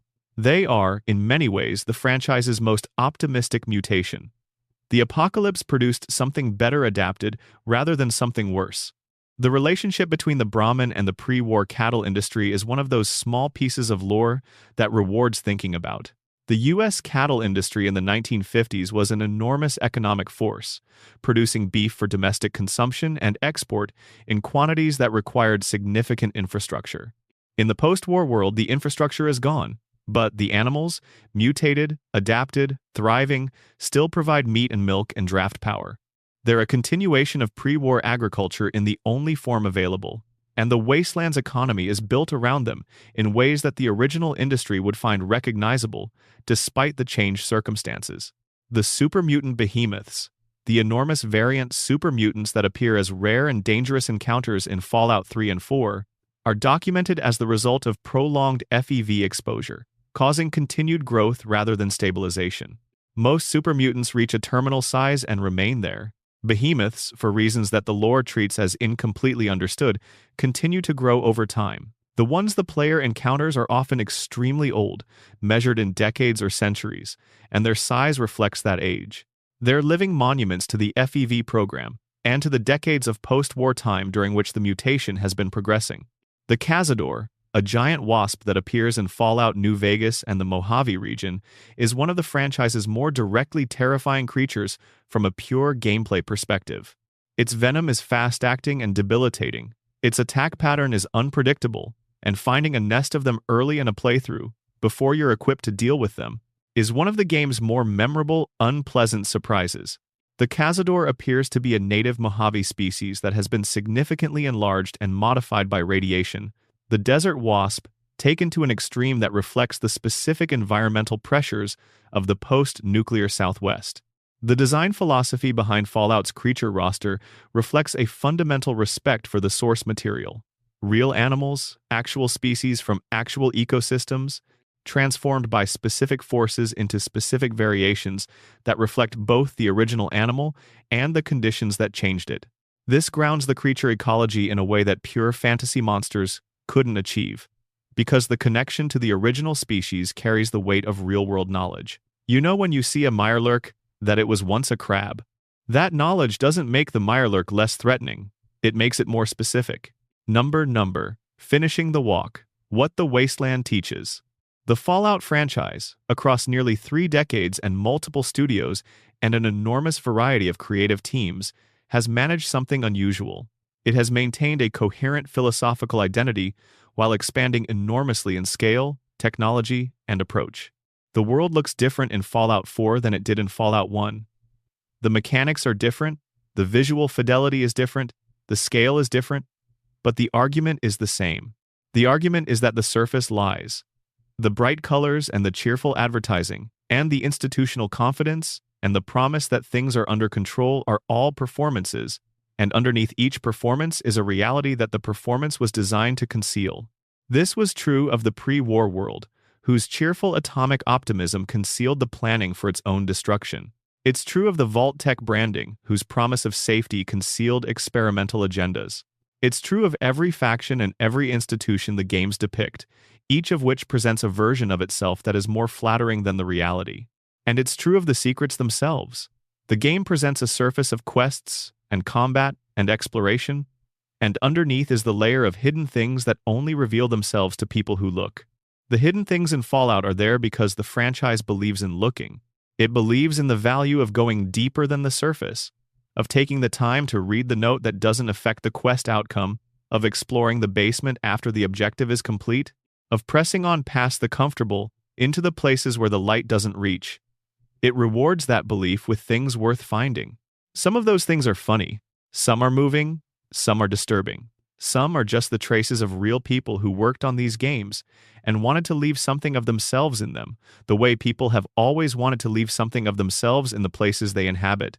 And some of them are the things we've talked about tonight: the face in the quarry, the Mothman in the tree line, the note left by someone who didn't know they were saying goodbye, the voice on the radio playing something recorded in a world that no longer exists. The wasteland is full. Pay attention to it. Thank you for spending this time here. If you found something tonight that you want to go and look for in the games, that's exactly what was intended. A subscribe helps make sure there's more of this waiting for you. Sleep well, wherever you are. Number. The quiet towns. Small settlements and their hidden histories. Every settlement in the Fallout franchise is a survival argument. Something happened here. Someone decided this was worth defending. Someone built walls, or didn't, and placed people inside them, or didn't, and established rules about who could come in and what the cost of entry was. The settlements are the product of specific choices made under specific pressure, and the visible results of those choices are what the player walks through. Goodsprings, the starting location of Fallout New Vegas, is one of the franchise's most carefully constructed introductory spaces. It's designed to teach mechanics through situation, rather than explicit instruction, presenting problems that require the player to use the tools available to them, and rewarding exploration of the space with information and resources that aren't required, but that enrich the subsequent experience considerably. But Goodsprings is also a portrait of a specific kind of post-war survival. The town's residents are not warriors. They're not particularly organized. They have the tools of survival, the basic food production and shelter, and occasional medical care, but they're vulnerable to the kind of external threat that the main questline delivers to them in the form of the Powder Gangers. The choice of whether to help Goodsprings defend itself is the game's first moral decision, and it's made meaningful by the specific portrait of the town that the environment and the NPCs provide before the choice is demanded. Walking through Goodsprings before the conflict escalates, talking to residents, reading the available documentation, reveals a community that has developed something like trust and something like routine. It's not thriving, but it's functioning, and the specific mechanisms of its functioning are visible if you look. The saloon keeps business hours. The doctor has patients. The farmer has a farm. These are people who have organized their survival around small, repeatable acts of normalcy, and the threat the game introduces is a threat to that normalcy, rather than a threat to survival in the abstract. Megaton in Fallout 3 works similarly, as a portrait of organized settlement building around a charismatic founder's decision to build in a specific location. The town is built in the crater left by the bomb, which is not the intuitive choice, but the founder's reasoning is available in terminal entries and NPC dialogue. The crater provides natural shelter, the bomb is stable, the location is defensible. The logic is sound if unconventional, and the town that resulted from it has the specific character of places built by pragmatic decisions rather than ideal circumstances. The children of Megaton, a small group who run around the settlement and occasionally irritate the adults, are one of the franchise's subtle pieces of world-building. They exist. They have names and personalities. They play games and get into trouble and have relationships with the various adult NPCs. Their presence makes Megaton feel like a place where people live, rather than a game location where NPCs are stationed, because places where people live include children, and children move through spaces in specific ways that adults don't. Rivet City in Fallout 3, built inside a stranded aircraft carrier, is one of the franchise's most visually ambitious settlement designs. The specificity of the setting, the particular challenges and possibilities of a community built inside a ship, produces a settlement that has character in a way that a generic vault or a generic town square wouldn't. The ship's structure determines the settlement structure. Corridors become streets, cargo holds become market areas, cabins become residences. The community has adapted to its container, and the container shapes the community. The Rivet City Council and the political dynamics between the various interest groups in the settlement are documented through NPC dialogue and terminal entries that reward sustained attention. There's a power struggle. There are factions with different ideas about the settlement's future. There's a historian who is attempting to document the settlement's history before the people who remember it die. These are recognizable institutional behaviors, the same arguments that communities have been having since communities existed, transposed into a post-nuclear setting that doesn't change their fundamental nature. The Institute in Fallout 4 is a settlement of a very different kind, hidden, technologically advanced beyond anything on the surface, and organized around a specific ideology about the future of humanity that the game asks you to evaluate rather than simply accept or reject. The Institute's underground campus, visible to the player during the main quest's final stages, is designed to feel both impressive and deeply uncomfortable. Too clean, too quiet, the sterility of a place that has been cut off from the world for long enough to develop its own pathologies. The synths who work in the Institute, and the human researchers who direct them, have a relationship that the terminal entries and ambient dialogue document with careful attention to how people rationalize things they know are wrong. The researchers don't describe themselves as slaveholders. They describe themselves as scientists working with research subjects that happen to look human but are not, by the Institute's definitional framework, people in the morally relevant sense. The argument is self-serving, and the documentation makes this visible, but it's the kind of argument that real institutions have made in real contexts, and the familiarity of the reasoning is part of what makes the Institute unsettling. Diamond City, built in Fenway Park, is Fallout 4's central hub settlement and one of the franchise's most successful uses of a real-world landmark. The park's geometry, its distinctive walls, the specific spatial relationships between its areas, are legible in the settlement that the game has built inside them. The Green Monster, Fenway's famous left field wall, has been incorporated into the settlement's defensive structure. The bleacher seating has been converted into residential tiers. The infield has become a market space. The detail that makes Diamond City remarkable is the integration of baseball history into the settlement's culture. Baseball, in the Fallout universe, was one of the pre-war world's most beloved sports, and the historical significance of Fenway Park means that Diamond City's residents are aware of what they're living inside, even if they don't fully understand it. The settlement's mayor gives speeches from the same position that managers once managed from. The market vendors occupy ground that once held players who are now 200-year-old legends. The settlement is, among other things, a meditation on how the significance of places persists, even when the activities that created that significance are no longer possible. Number, the silence between the songs. The Fallout franchise contains, across its full catalog, more than 200 unique pieces of music that have been licensed for use in its radio stations and ambient environments. The selection process for these pieces is not random. Each song was chosen for its relationship to the specific game it appears in, its ability to do work in the specific environments where it plays, and its contribution to the particular emotional texture the developers were trying to create. I'm Movin' On by Hank Williams appears in Fallout, New Vegas, and plays on Mojave Music Radio. It's a country song about leaving, about the specific decision to stop being in a place that isn't working and to go somewhere else. In the context of a game built around journeys and destinations, and the question of what kind of future the Mojave Wasteland is going to have, a song about moving on carries obvious thematic resonance, but it also functions as ambient sound in a way that pure thematic alignment wouldn't explain.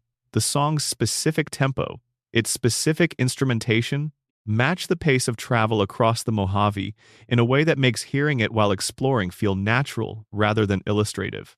Johnny Guitar by Peggy Lee appears in New Vegas as well, and its selection is clearly intentional.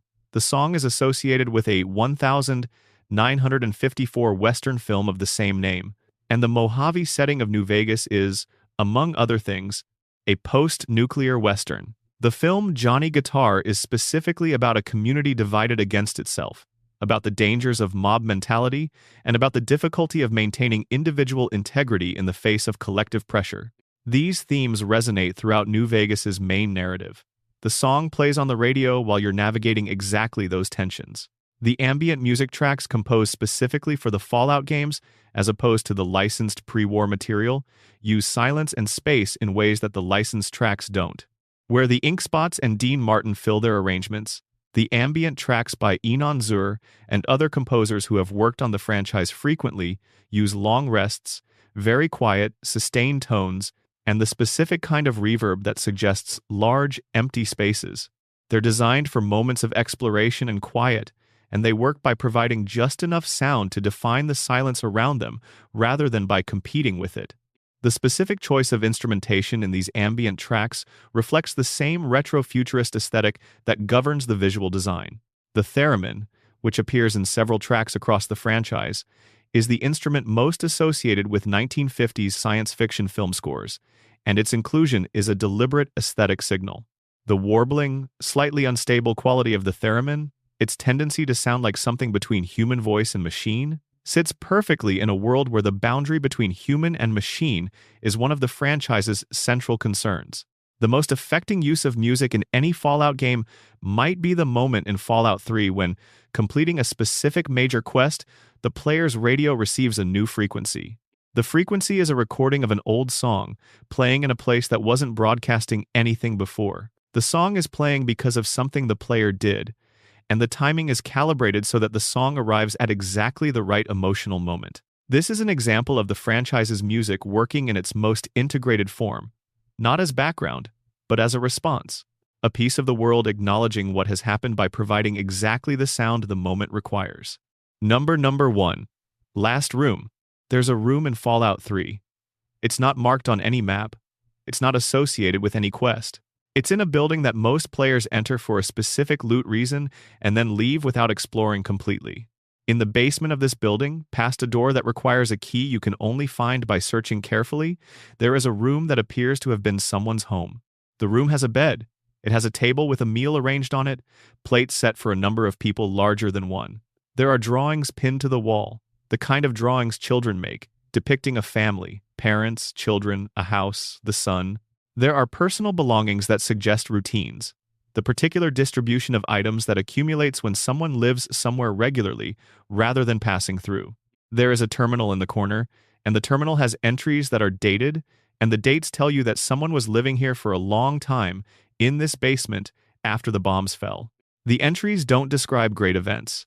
They describe small ones. Cooking with limited ingredients and making the results good enough. Teaching a child to read by firelight.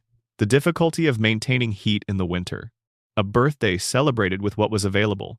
The records of daily survival, written for no one, maintained as a form of self-discipline or perhaps as a form of hope that someone would eventually read them. The last entry is ordinary. It ends in the middle of a thought, the sentence incomplete, the punctuation absent. The cursor on the terminal is still blinking. The family, whoever they were, is not recoverable. The game provides no mechanism for learning their names or their faces or what happened to the incomplete sentence. They lived here. They kept records. They're gone. And the meal is still set for them, arranged carefully, waiting. That's the thing about the Fallout franchise that makes it stay with you. It's a world of absence, of what was there and isn't anymore, of what was made and what was lost and what remains in the gap between them. Every room in the wasteland was someone's somewhere. Every note left behind was written by someone who expected to write more. Every terminal entry left incomplete was interrupted by something. Walking through these worlds, finding these rooms, reading these notes is an act of witnessing. Not forensics, not treasure hunting, not even scholarship. Witnessing. Being present for what happened, 200 years late, with whatever attention you can bring. The wasteland rewards that attention. Not always with answers, often with more questions, but always with the sense that something real happened here and that remembering it matters even if no one can say exactly why. The music is still playing. The terminal cursor is still blinking. Somewhere in the capital wasteland, a family set a table for dinner and never came back to eat it. The meal is still waiting. Sleep well.